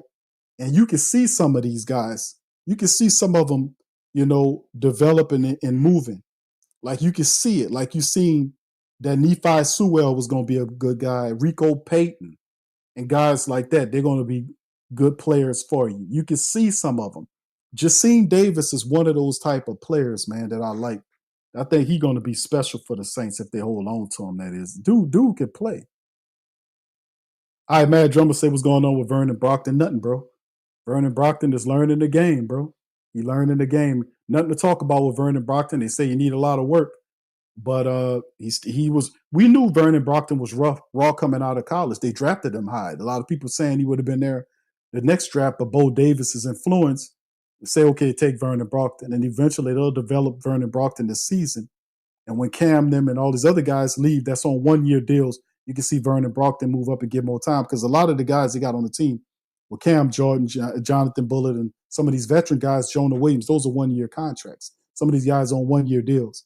So when they move up, Vernon Brockton moved up. This is probably going to be seen as a developmental year for Vernon. He'll play, but like I said, I don't think he'll make the 53-man roster. I don't think they'll release Vernon Brockton and make him subject to waivers and somebody will claim him. And he a high pick. What was he? Wasn't Vernon like a 3rd rounder? So no, he'll be on the team. It'll just be one of those developmental situations. He's still learning. And absolutely nothing on Isaiah Foskey. Haven't heard anything from Isaiah Foskey as of note right now, bro. But I'll let you know. English just letting the season spiral after McCoy went down last year should have been a lesson. That offensive line is not an area to skimp at. Indeed, bro. That's what I'm a little afraid of. Not afraid, but concerned about. I got concerns about that because listen, fam, that was huge. They talked about all last year about how important it was how important Eric McCoy was to the Saints offensive line. And then the following year they come back and McCoy, who's not just been hurt last year, he was hurt the year before and the year before that. He'd been missing games, which is showing you that it could be that his body's breaking down. And you would have to probably end up drafting a guy or signing a credible backup there that can kind of carry the day, who could play center or guard. You can get value out of him just in case injuries meet McCoy in 2025. McCoy he did all that stuff. He made Derek Carr lazy. Derek Carr is supposed to call his own protections. He's supposed to situate that offensive line. He's supposed to do all that McCoy be doing. And Dennis Allen made the decision to make McCoy do all of that stuff and not the damn quarterback. So, and it was a horrible decision to try to remove accountability. You paying a man all that money, he need to learn all of that stuff. That's what you're getting paid the money for. But they had McCoy doing it. When McCoy got hurt, nobody else knew how to do it that well. And I was like, all you had to do to cripple the Saints was to knock their center out and then the whole damn season skid into nothingness. To me, I was like, that's absolutely crazy. But fast forward to today, what did we learn? The Saints signed Will Clapp. So, I mean, to me, I don't get it. That's one of the things that I have concerns about. Shout out to you, Ross. Big ups. L-Dub says 19 games, according to Google. Last year being the most 10. 19 games. 19 games over what period of time, L-Dub? Put it in the chat. Crazy. All right, David, how you doing, sir? It's Cousin Q. He said, how you, King? Doing good, bro. Thank you. He said, Cooks or Shaheed in the slot with Olavi outside. There's 1v1 all day. Indeed, bro. Yeah. Cooks or Shaheed. That's a track team. So I was like, damn, man, we could have had a track team last year if we'd have picked MVS. I was like, I appreciate because remember the 2 late moves I like the Saints did. What they did was they picked MVS, Marquez Valdez-Scantling. They signed him, and then they signed Clyde Edwards-Helaire. I was like, I love both of those. Both of those guys should be brung back. The Saints signed Clyde back, but allowed MVS to go to Seattle. And it wasn't even a crazy amount of money. It was very affordable.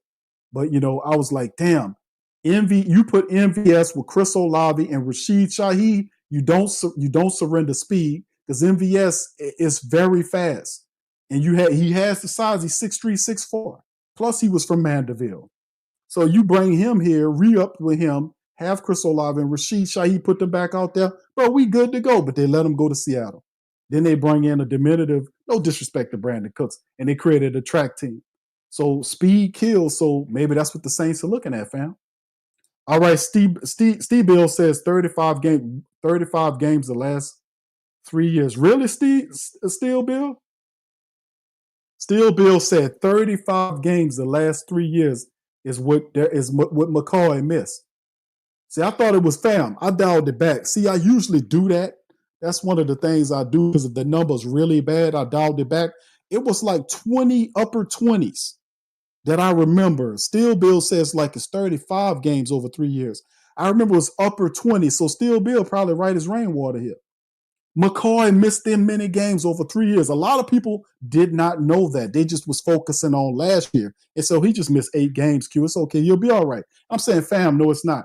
Over the last 3 years, McCoy has missed 20, something like in the higher up 26, 25, 20, 27, something like that. That's what I was thinking because I did the show where I marked all of the information down and was telling the family members did this. And people didn't even realize it. It was like, Q, I had no idea that man missed that many games over that span of time. I say, yep. That's why I could be telling people, bro, we need to do something. McCoy is too important not to be able to fortify with a quality guy. The offense is not taking it like that. The offense ain't bringing in no veteran wide receivers. We looked at Gabe Davis.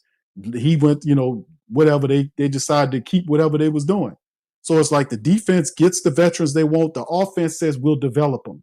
That appears to be the mindset because they ain't moving with no sense of urgency to do anything else. Thank you, Steel Bill. Shout out to you, bro. Thank you for that information. Brother Derek says, Q, what happened with Gabe? You're right, Gabe Davis. We brought him in for a visit, didn't hear nothing else ever since. I know, bro. That's what I just mentioned, Brother Derek. You're on point with great minds, bro. That's what I was saying. The Saints brung them guys in and they said, no, we good with where we got. And maybe you look at the Saints wide receivers and you tell me how you feel. Chris Olave, Rashid Shaheed, and Brandon Cooks, we know what we got there. But what do you have in Bub Means? What do you have in Kevin Austin Jr.? Or Chris Tyree? What do you have in Cedric Wilson Jr.? Pettis showed some flashes last year. Mason Tipton showed flashes in practice last year, just like he did what he's doing right now. Well, Mason Tipton going out there, making them great catches and doing this kind of stuff. But when he got into the regular season, he was out there dropping passes and all kind of stuff. It just wasn't working. So I'm not really, I know what Mason could do in practice. I want to see if he can do that in real games that matter. And Donovan Peoples-Jones was a guy the Saints picked up from the Browns. Haven't heard a damn thing from Donovan Peoples-Jones. I haven't heard anything, family. Not a whisper of what he's doing, right? Not a damn thing. Super quiet so far, which is not good. And Moochie Dixon. So if you look at that cast of characters, a lot of those guys are unproven. Bub Means is a draft pick. So I guess he would be the guy you look at and says he's more closer to being a guy I need to develop because I drafted the guy, right? We drafted Bubs, so Bubs would be the guy that you want to develop. But your veteran wide receiver, Cedric Wilson Jr., who had experience playing with Kellen Moore's system when he was with Dallas, right? He knows him from there. Can he bring him and wake him up again? So it's one of those things is, can he get some of these other guys to step up? That's why you don't see Gabe Davis. That's why you don't see a Keenan Allen. That's why you don't see Amari Cooper. That's why you don't see none of those guys. And you can still trade for a guy right now if you want to. We just seen trades happen. Didn't the Raiders make a trade? Player for player trade? You could trade for players right now if you wanted to. But Kellen Moore and his offensive-minded people are saying, we good with what we got. I don't get it. Tight end position, you got tight ends hurt. Jawan Johnson got a groin injury. And who you going to rely on? Trayton Welch? Michael Jacobson? We don't know these guys. They're unproven. Jake Stahl's a blocking tight end. Taysom Hill and Foster's on the pup list. So it probably would have been more urgent to put Noah Fant on the team. These guys are not costing a lot of money right now, fam. Keenan signed with the Chargers for $8+ million, a 1 year, $8 million deal. The Saints got $20 million in cap money right now. It wouldn't hurt them to sign either one of those guys. But that's the mentality of the offense right now, of the brains, Kellen Moore in the offense. They feeling like they good with what they got. So I don't know. Yeah, that would be a great year for Spencer, but really I think it'd be celebratory for him to collect that first win. I think he gets it against them Cardinals on week 1, baby. 504 Coach says, Q, do you think we'll be active in the trade market this year? That's a great question, bro. I don't know, because Mickey Loomis goes to sleep when the season turn on. He literally goes to sleep. Not too much you don't hear from him. Of course, you'll see movements in terms of injuries and the Saints picking up practice squads, guys from Canada or guys that we never heard of that don't even have a photo that they announced the guy and they got a Saints helmet or a row of Saints helmets on the field, y'all put one in the chat if y'all ever seen this neat little giblet that you might have a guy you don't know who the guy is. The Saints assign a player. They do this for years. And y'all put one in the chat if you heard this, where they announce the player, but you'll see a Saints helmet sitting on the field. You'll see a row of Saints helmet sitting on the field. You'll see a Saints helmet sitting on the bench, a practice bench, one of the silver benches. You'll see a row of Saints helmets sitting on the bench, right? Hell, you might even see a Saints helmet sitting on the floor de leaf in the middle of the practice field. You know? He ain't got no profile picture. I'm like, that's the, hold on, who the hell is this guy? I mean, if you did something, you would have, somebody would have took some pictures of you, right? That was some type of shit. But I'm just saying, man, they be doing this. Y'all see, look at the ones. Yeah. Y'all know what I'm talking about. Yeah, watch out for that coming. T-Rob says, you think AK is going to have his first? I will say yes, T-Rob. Great question, bro. I would have to say 1,000% correct. I do think Alvin Kamara not only gets his first 1,000-yard season, but I also think that he'll probably rush for anywhere between 12 to 1,400 yards this year for Alvin Kamara.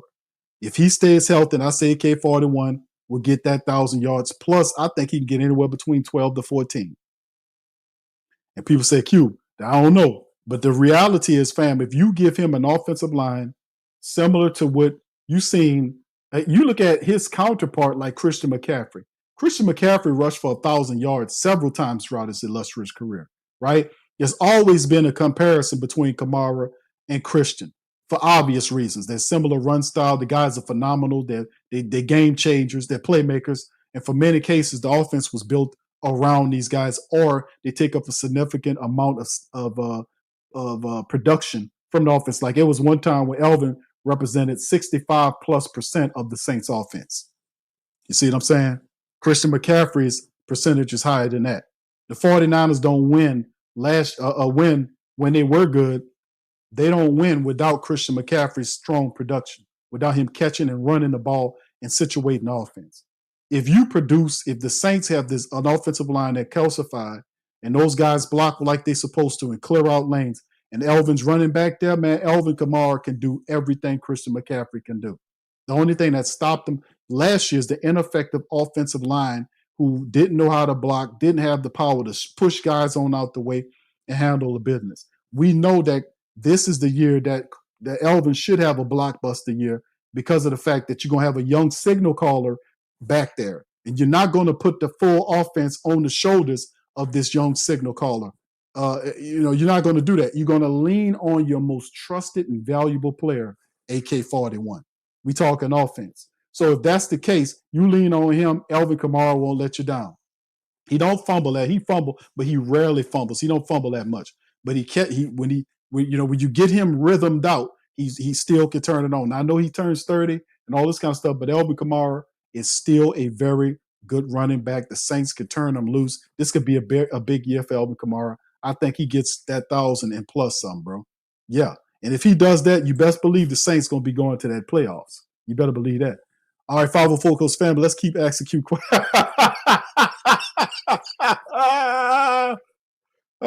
Is that what the hell going on? Because I told y'all about 15 minutes ago, I said, hey, y'all, I'm about to get the hell out of here. And then that's what's going on.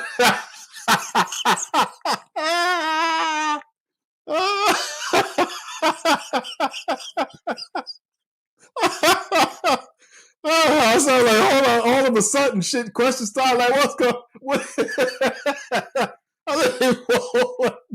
I was up here asking myself, I was like, okay, hold on. I was like, I didn't see no questions.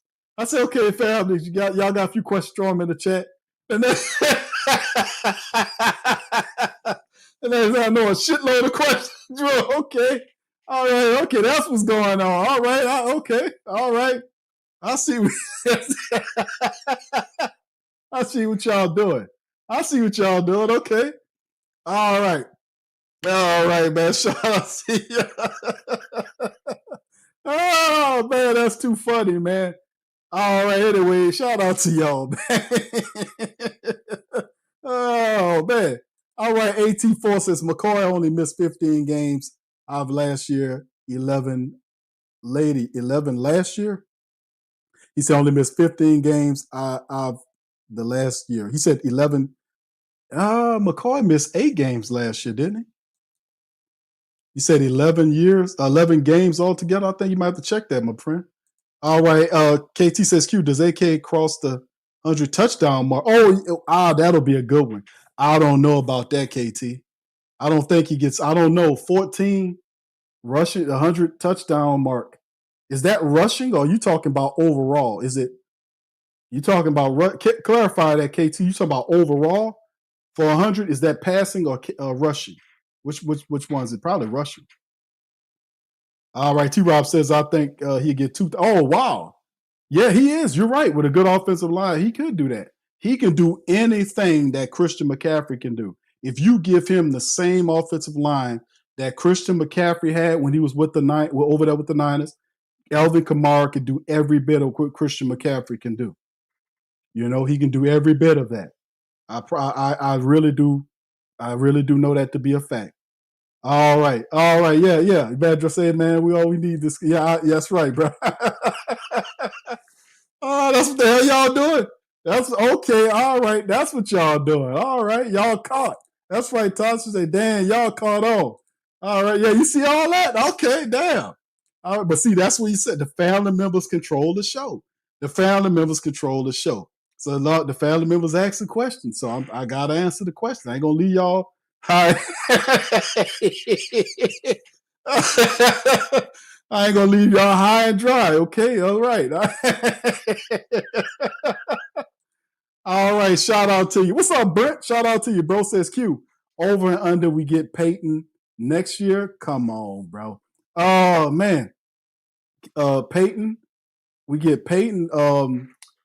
Who you mean Sean Payton, bro? What Peyton? Which mean you told Sean Payton?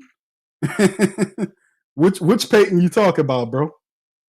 All right, put that in the chat. Thank you, Brent. Shout out to you, bro, for the super chat, man. Let me know which one you talking about, bro. Which Peyton you talking about? Shout out to Brent, man. Appreciate you, bro. Good to see you, bro. All right, yeah. All right, yeah. Thank you, Derek. Y'all hit the like button, hit the subscribe button, fam. Yeah, yeah. Goose that notification bell, fam. That's right. All right, shout out to you. All right, KT says total touchdown. He has 80. Okay, total. Oh yeah, he gets that, bro. Come on. I think he can get. Oh yeah, total touchdowns, catching and rushing. Yeah, he gets that, bro. He gets that. All right, Mad Drummer says Q. What he said? Q. Do FTF happen to Ashanti? Do you think we get him? I don't know, bro, about the Ashanti Samuel thing. He is still out there. He hadn't signed with anybody. Ashanti Samuel is still out there. From what some of the insiders were saying about Ashanti Samuels, his neck issue is that it still hasn't fully healed. Because you know what they're going to do is they're going to give him a physical before they sign him, and if he can't pass the physical, it ain't going to work. So that's what I'm saying about Ashanti Samuel. So the Saints talked to him. I don't, and brought him in for a look-see to see where he was. Did they give him a physical and all that? Sometimes they do, depending on where you are. You talk about it, and they might give you a physical, and based on what they like, if you pass the physical, they'll sign you or something like that. But whatever happened with the Saints and Ashanti Samuel, because it was a guy that Coach Staley wanted. Whatever Staley asked for, Staley gets. So that didn't happen that time for whatever reason. So a lot of people thinking that Ashanti Samuel is still not 100% healthy. And that's why he hadn't signed on with a team. And he's also picky about which teams that he wants to go to. The Saints are one of the teams that he's interested in playing with. That's what they are saying. So we'll see where that lands as well, bro. Very interesting, man. Very interesting. Yeah, he says, K-Free 6 Days says, Q, by the way, the Pelicans have 8 guards. Yeah, the Pelicans got a lot going on, man. We got a couple months. We got a couple months. They just signed a new head coach, man. We talk about it on the Pelican post-game report. All my PPR people, my Pelican faithful, man. We do the Pelican post-game report, flash reports, all that stuff. DC Lex, we be talking that real deal Pelican talk is over there, man. Thank you, bro. All right, yeah. All right, I kind of lost my way here, man. Where was I? I hope I don't want to skip over nobody. All right, I think I lost. Hold on here. Yeah, David, you know what I'm saying, bro. Yes, the practice squad guys from Canada. Look, one's in the chat. They know what I'm talking about. Yeah, T-Rob said they'd be signing people from Zimbabwe. Yeah. Yeah. Shaq Davis, I don't know, bro. Probably not. They can, but I don't think Shaq Davis is they're gonna bring Shaq Davis back, bro. You know, the Saints had Shaq Davis on 2 tenures. Didn't they signed him, then they brung, or was that your boy? That was the other one that we had, the other wide receiver that came from Tennessee. But yeah, the Saints had Shaq Davis, and they brought him in, and then they got rid of him. I think Coach Payton got him. Somebody got him. But I don't know, man. I doubt they'll go after him, bro. They got real good wide receivers, veterans still out there, the Saints. You know, it just hadn't got to. All right, Matt Drum said, do you think we have faith in Matavo? Matavo buried on the depth chart right now, bro. At first, it looked decently, but then you start seeing guys like Michael Jacobson, who was a Trayton Welch, and now they added Mason Pline here. So could it be a thing where the Saints, you know, they're looking for some variety with Matavo? So like I said, Matavo's still a rookie, you know, and he made a few plays, but the Saints are still trying to look at other people. Like it's still a way because it's none of these guys have a firm grasp on the backup tight end position. It's really a sneaky position that if you're good enough, you can gain some headroom in the tight, especially because Taysom's hurt, Foster Monroe's hurt, they're on the pup list. Jawan Johnson dealing with a groin injury. He's going to be limited. So if you're a backup tight end on the Saints team, if your name is Jack Stahl, Michael Jacobson, Trayton Welch, Mason Pline, and Malika Matavo, you need to be studying your playbook. You need to be working on your footwork. You need to be working on your blocking because you're going to have an opportunity to gain ground in the next 3 weeks and really be able to make an NFL team. You'll have an opportunity. So it's a sneaky competition there. Matavo is an interesting prospect. They bring in Mason Pline, who's 6'7", 260 with a basketball background, which is very interesting. So it's just the time will tell on where these guys are. But Matavo's basically buried among them, and he has to make himself, you know, known. AT4 says he only missed 15 games out of the last year, 11. The last year, okay. I don't know. I think I've seen more. It may have been over time for the most of his career. I'm going to have to look that up again. I know I covered an article where the writers from, it was NOLA, or no, it was Saints Wire, did a really good article on it. Y'all look that up. Broke down the injury history of McCoy down to the injuries and the games. And it was more than 11. It was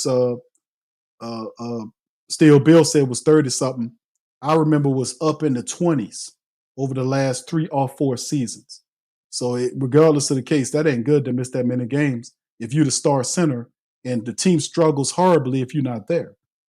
You know, so all right. All right, let's keep it going here, man. All right, get the likes up. Thank you, fam. Thank you, Brent, for that, man, as well. All right, yeah, he definitely gets that, KT. All right, no, Tosh. Or you would say that. You would say that. Q, you ain't skipping out of here. I'm trying to get through the messages. All right. Yeah. All right. Okay, I got you, bro. All right, thank you, bro. All right, Cartel says, any word on why, he says, Q, any word on why we let go of Hunter Deckers? I don't know, bro, but they signed him. Did you know, Cartel, they signed him back today? You know, they signed him back today. They released him for a punter and then brought him back for a punter. Remember, they cleared a spot for Kai Kroger, for Kroger to get signed. That's why they released Hunter Deckers the first time to open up the spot. Then they released the punter from what's the man name? I already forgot the damn man name already, man. Matt Hayball. So they signed Kai Kroger and released Hunter Deckers to free open the spot for him. Then later on, they released Matt Hayball and brought Hunter Deckers back off of that spot. So they kind of he got cut for a a punter, and then he was freed up to come back because of a punter. Kind of a weird way of doing things, but that's how they did it. I don't think it was nothing saying, negative about it. I think they just was trying to play a little roulette there. Thomas, thank you, bro. Says Q, all right, fam. I ain't gonna keep y'all tonight. Yeah, the season is back, bro. The season is back. Thank you.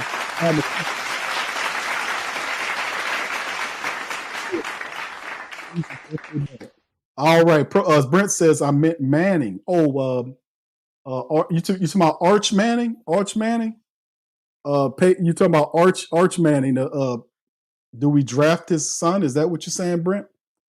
I don't know if he coming out, bro. People saying that. I don't think that guy is just going to do 1 year and come out of Texas. If it's Arch Manning, thank you, bro, for that, for the super chat. I don't think he comes out from college. I think he stays in college. Because remember, the other quarterback kept him on the bench because he was supposed to go in that last year. The other guy played so well, kept him on the bench. He was threatening to transfer.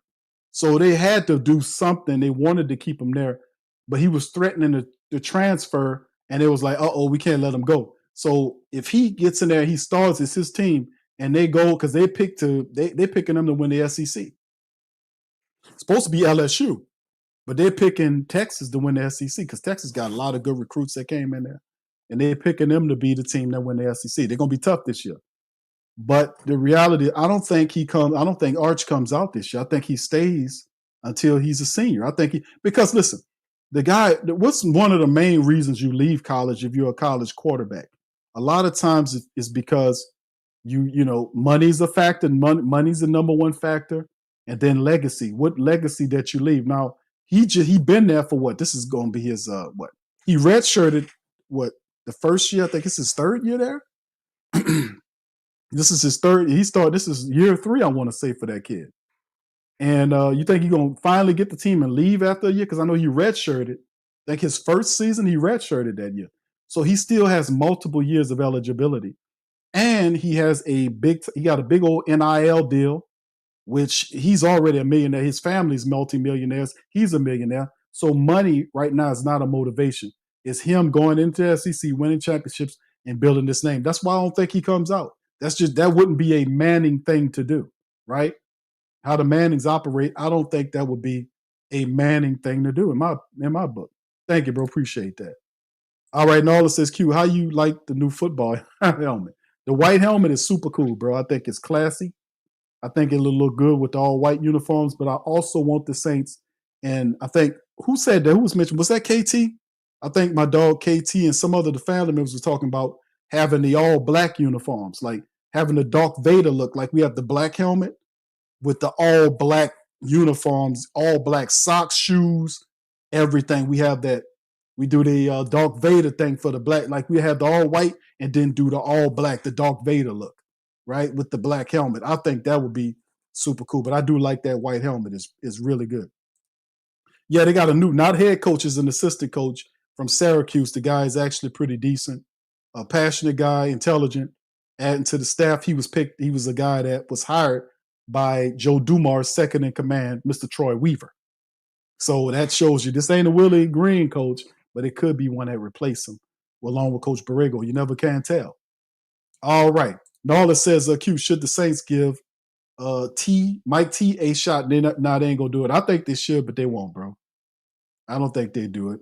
I would say no to that, bro. I would love to see it, man, because guys can come back that left on bad terms. Brandon Cooks left out of here. He demanded to be traded. He demanded the Saints pay him because remember, Brandon Cooks got traded and left the Saints because of Michael Thomas. Michael Thomas was the guy the Saints was looking at as the future at the wide receiver position. And Brandon Cooks was commanding money. He wanted to get paid like a number one. And the Saints was like, no, we want you to work with Michael Thomas. Just imagine how good Michael Thomas and Brandon Cooks would have been if that ego wouldn't gotten involved. But he's back, right? So why not Mike? I don't know, bro. It would be interesting, but I just don't think that would happen. The Saints don't seem interested in bringing any veteran quarterbacks in, to be quite honest with you. Mad Drummer says, Q, unpopular opinion, I don't want Arch. I get you, bro. All right, Daniel says, first time coming across the channel. I'm subbed. We'll be checking out more content. Thank you, Daniel. Appreciate you, man. Welcome to the Great Saint Thing Tapes and the family members. You're welcome. We appreciate you joining us, man. A round of applause for you, bro. Y'all give Daniel some love, man. Shout out to Daniel. All right, thank you, brother. All right, and as we keep it going, man, and I got it. KT says our receiver core reminds me of the Smurfs from the the Smurfs from the 1980s, the Washington Commanders. All right. I called them the Washington Whataburgers, man. I don't know. I used to make fun of them when they losing. Can't do that anymore, right? All right, I can't do that no more. All right, Total Glock Boy says, I do think playing for the Saints would be a heck of a temptation for Arch, though. Indeed. Indeed, it would. But Doug Nussmeier is the offensive coordinator, like you know. His son is the starting quarterback and a Heisman candidate coming up this year with a team that's loaded and littered and should be a championship team at LSU. If he does that, he's gonna win the Heisman. He'll more than likely be one of the top 3 quarterbacks that come out because you got Klubnik at Clemson, you got Drew Allar from Penn State, you got Nussmeier with LSU. You got a bunch of really good quarterbacks. I don't think Arch comes out to the draft, but these other guys will. I don't think the Saints will be bad enough where they'll be. If Nussmeier's sitting there, the Saints going to say, okay, we got Tyler Shuck, we're going to take Nussmeier. No way. No way. They're not going to take Nussmeier's son with a pick and they already committed to Tyler Shuck. That would be absolutely ridiculous. Now, granted, we've drafted 3 quarterbacks in a row, but also remember, the only reason why we drafted 3 quarterbacks in a row is that we had 3 offensive coordinators in a row. So if we were able to keep a coordinator, more than likely he won't draft another quarterback. That is the connection. Well, hey, we took 3 quarterbacks 3 years in a row. That's because you had 3 different offensive coordinators every year. If you get the same guy there, he won't be taking all these different quarterbacks. Check. I'm just saying. All right. Anyway, I'm getting down. I'm getting on down. I'm moving on down. All right. Anyway, where I'm at here. All right. Here we go. All right. What's up, Cap Manny? All right. Shout out to you. All right. Sandman says about 17 games in 2023. All right. English says Q. What you doing? Watch parties? Yeah, I'm doing a watch party, bro. We're gonna fire it up. We back in the building. The Sports Coma always doing the watch streams, man. We're gonna start it off. It'll be on Sunday, about 2, because the game starts 3:05, but we'll be there about 2:45 and kicking it off the pregame festivities.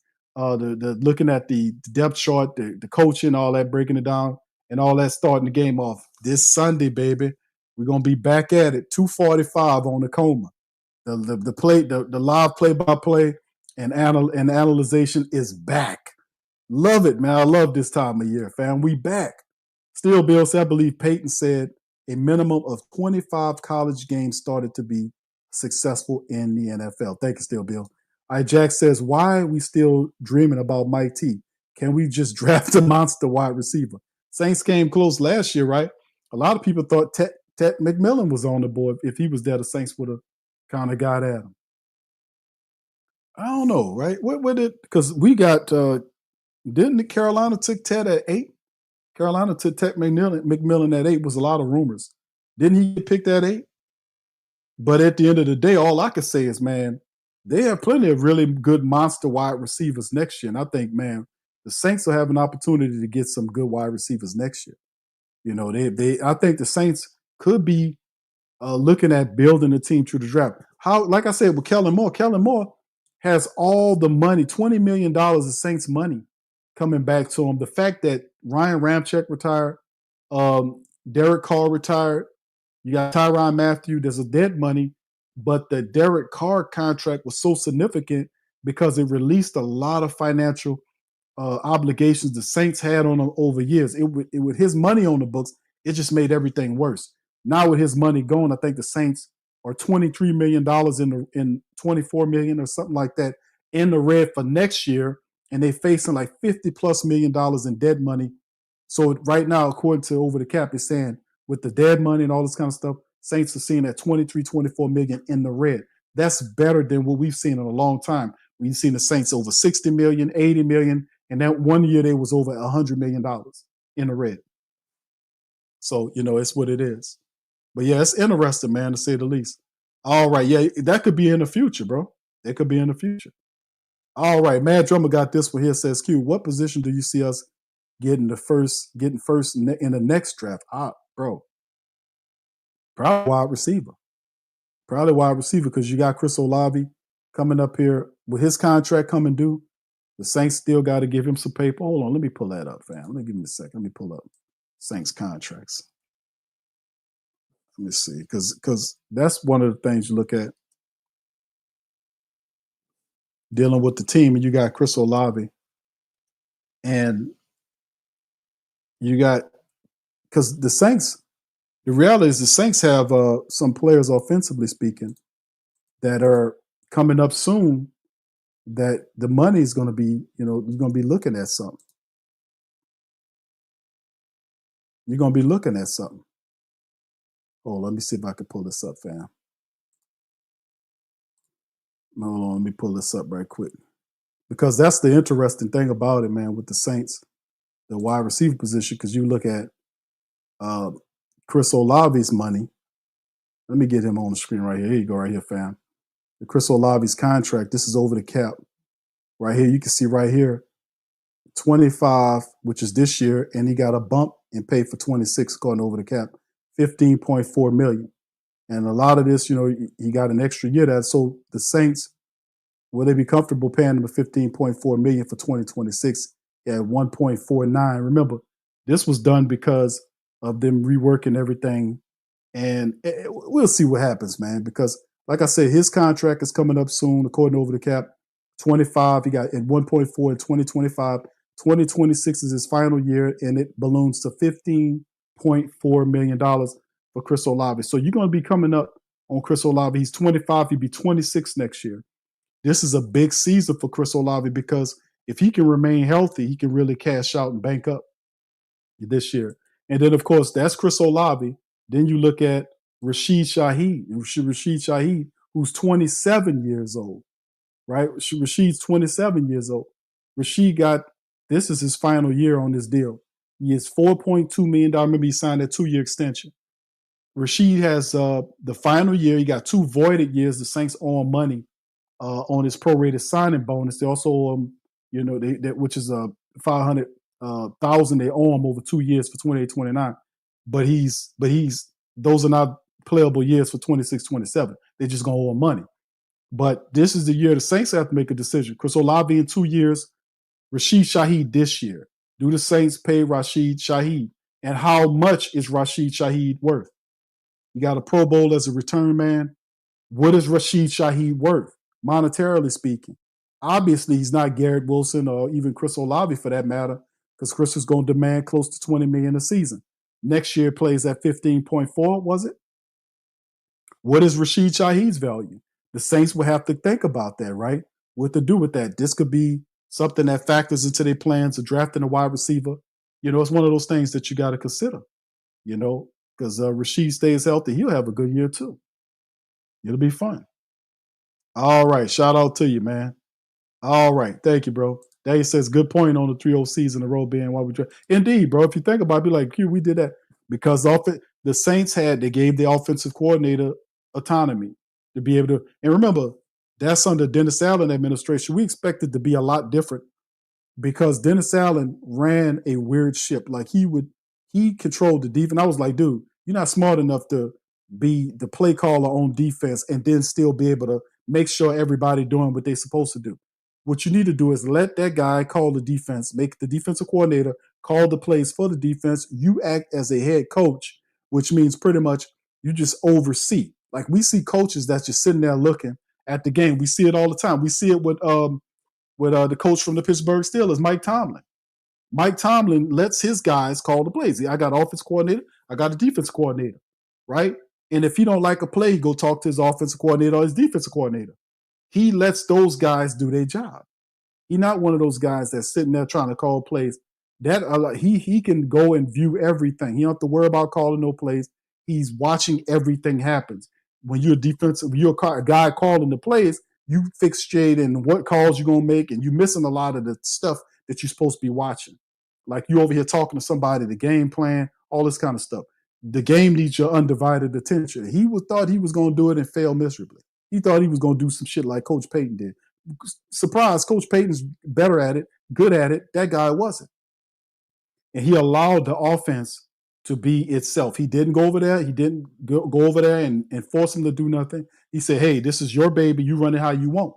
And each year it failed. It failed. It failed 3 years in a row, right? Until now we got somebody else. So we got one guy. You had Carmichael who was running it. It failed. He picked Hayner. You had who was the second guy? He picked. It was Clint Kubiak. He took Spencer, right? This how it went. Carmichael Hayner, Clint Kubiak, what was it? Spencer Rattler, and then now we got Nussmeier, Tyler Shuck. Even though Tyler Shuck is really Kellen Moore's call, but Nuss is going to go along with it. So that's 3 years straight, 3 different coordinators. That's why it is, because the offensive coordinator is not going to tag himself to a guy that he didn't. You know, it's too important. I got to make sure whoever the guy is, the guy fits what I want him to do and be, right? And that simply wasn't the case at all with these other guys. They couldn't do it. Now, it's a position you got to get right. But if you can get the guy to work, because Spencer Rattler is the type of quarterback that has a strong arm. He can scramble and move. He's intelligent. So it was a good call on their end because he can fit different systems, right?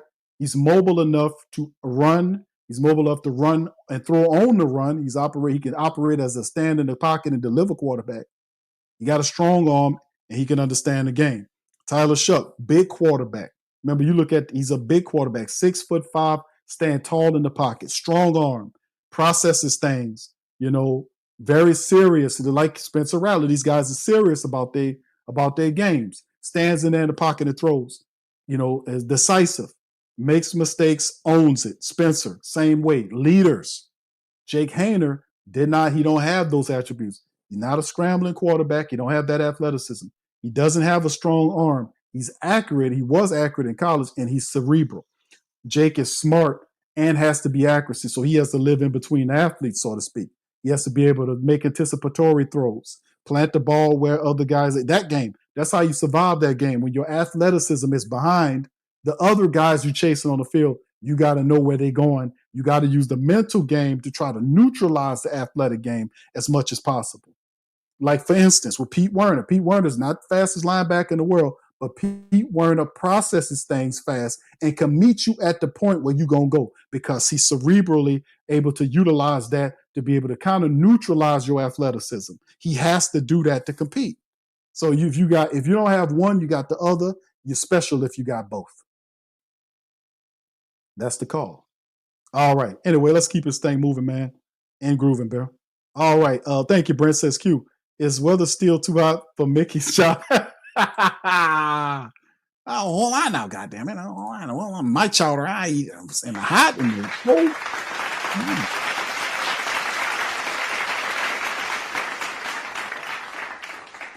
Hold on, you're not qualified to make that call. You're unqualified to ask me about my goddamn clam chowder. Hold on.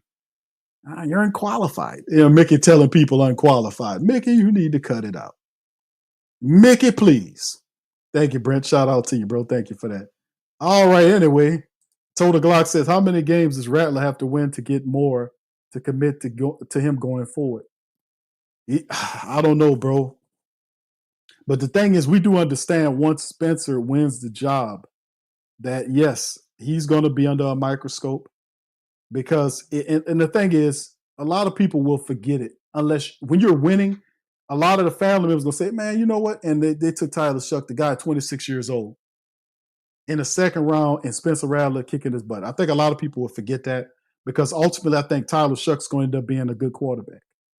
And I just look at it as like a blessing because you got two guys with very similar temperament that really respect each other, playing at the quarterback position.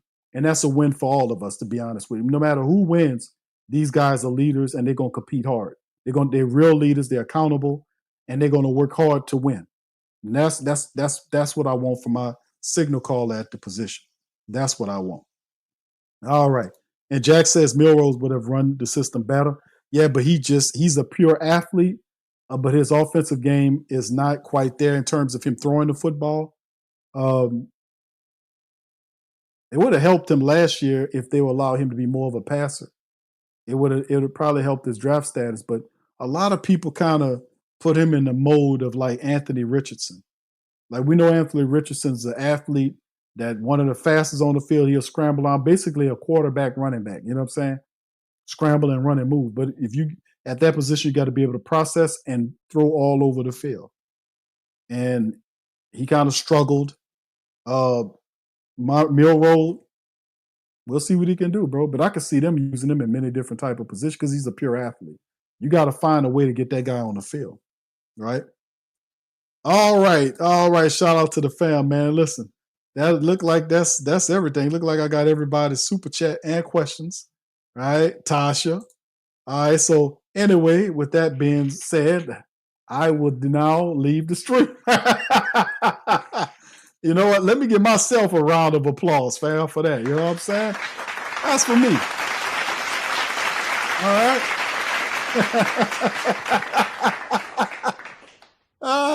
All right. So anyway, with that being said, fam, listen, I appreciate y'all. Y'all do me a service. Y'all enjoyed the stream. Do a few things. Hit the like button, number one. Hit the sub button. If you're not a sub up to the Coma. Hey, man, listen. It is. Look, what's up, Trey? Shout out to my boy, Trey. Listen, man, this is going to be a really fun season. A lot of good things are in store for the Saints.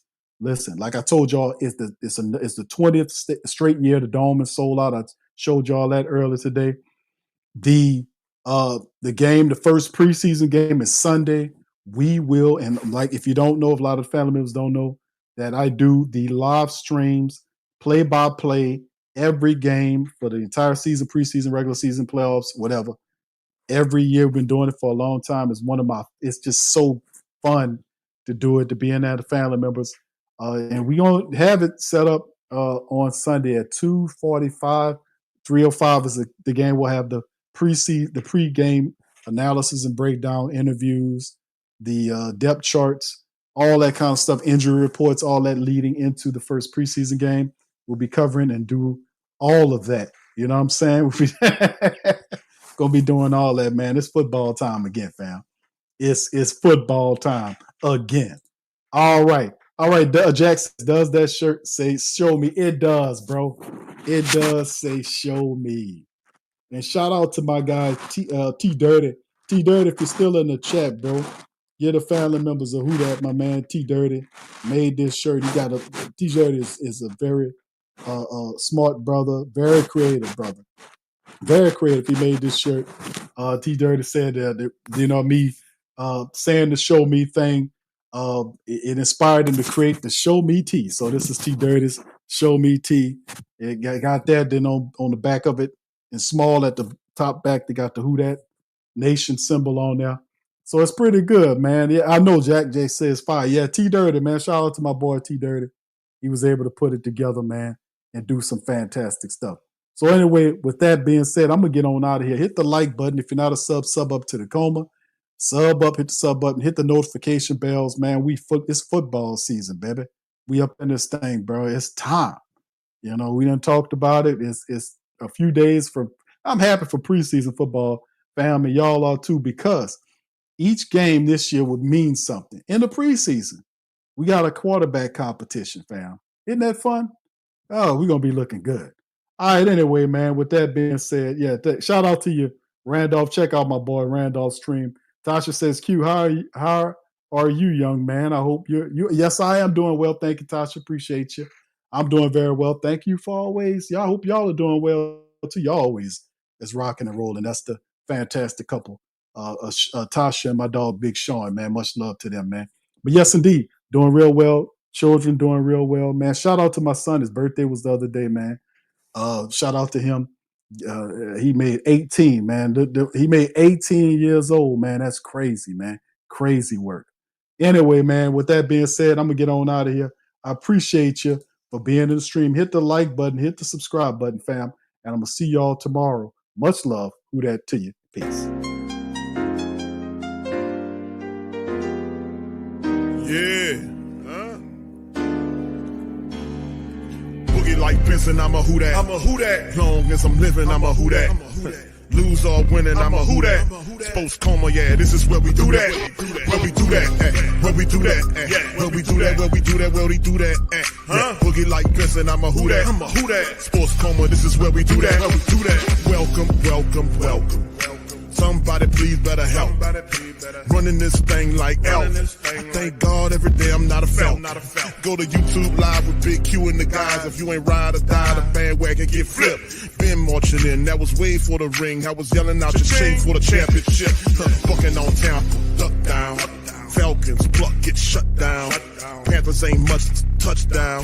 The vision really belong to us now. So much hate on the Saints, you could probably tell. Ever since Bounty Gate hit the NFL, when things seem fishy and you probably smell the crooked referees on Roger Goodell. Yeah, probably like this and I'm a who that. Every day I'm living, I'm a who that. Lose or winning, I'm a who that. It's the Sports Coma, this is where we do that. Where we do that, where we do that, where we do that, where we do that, where we do that. Boogie like this and I'm a who that. It's the Sports Coma, this is where we do that. You're listening to the Sports Coma with Big Q and the guys on the PRO Media Network.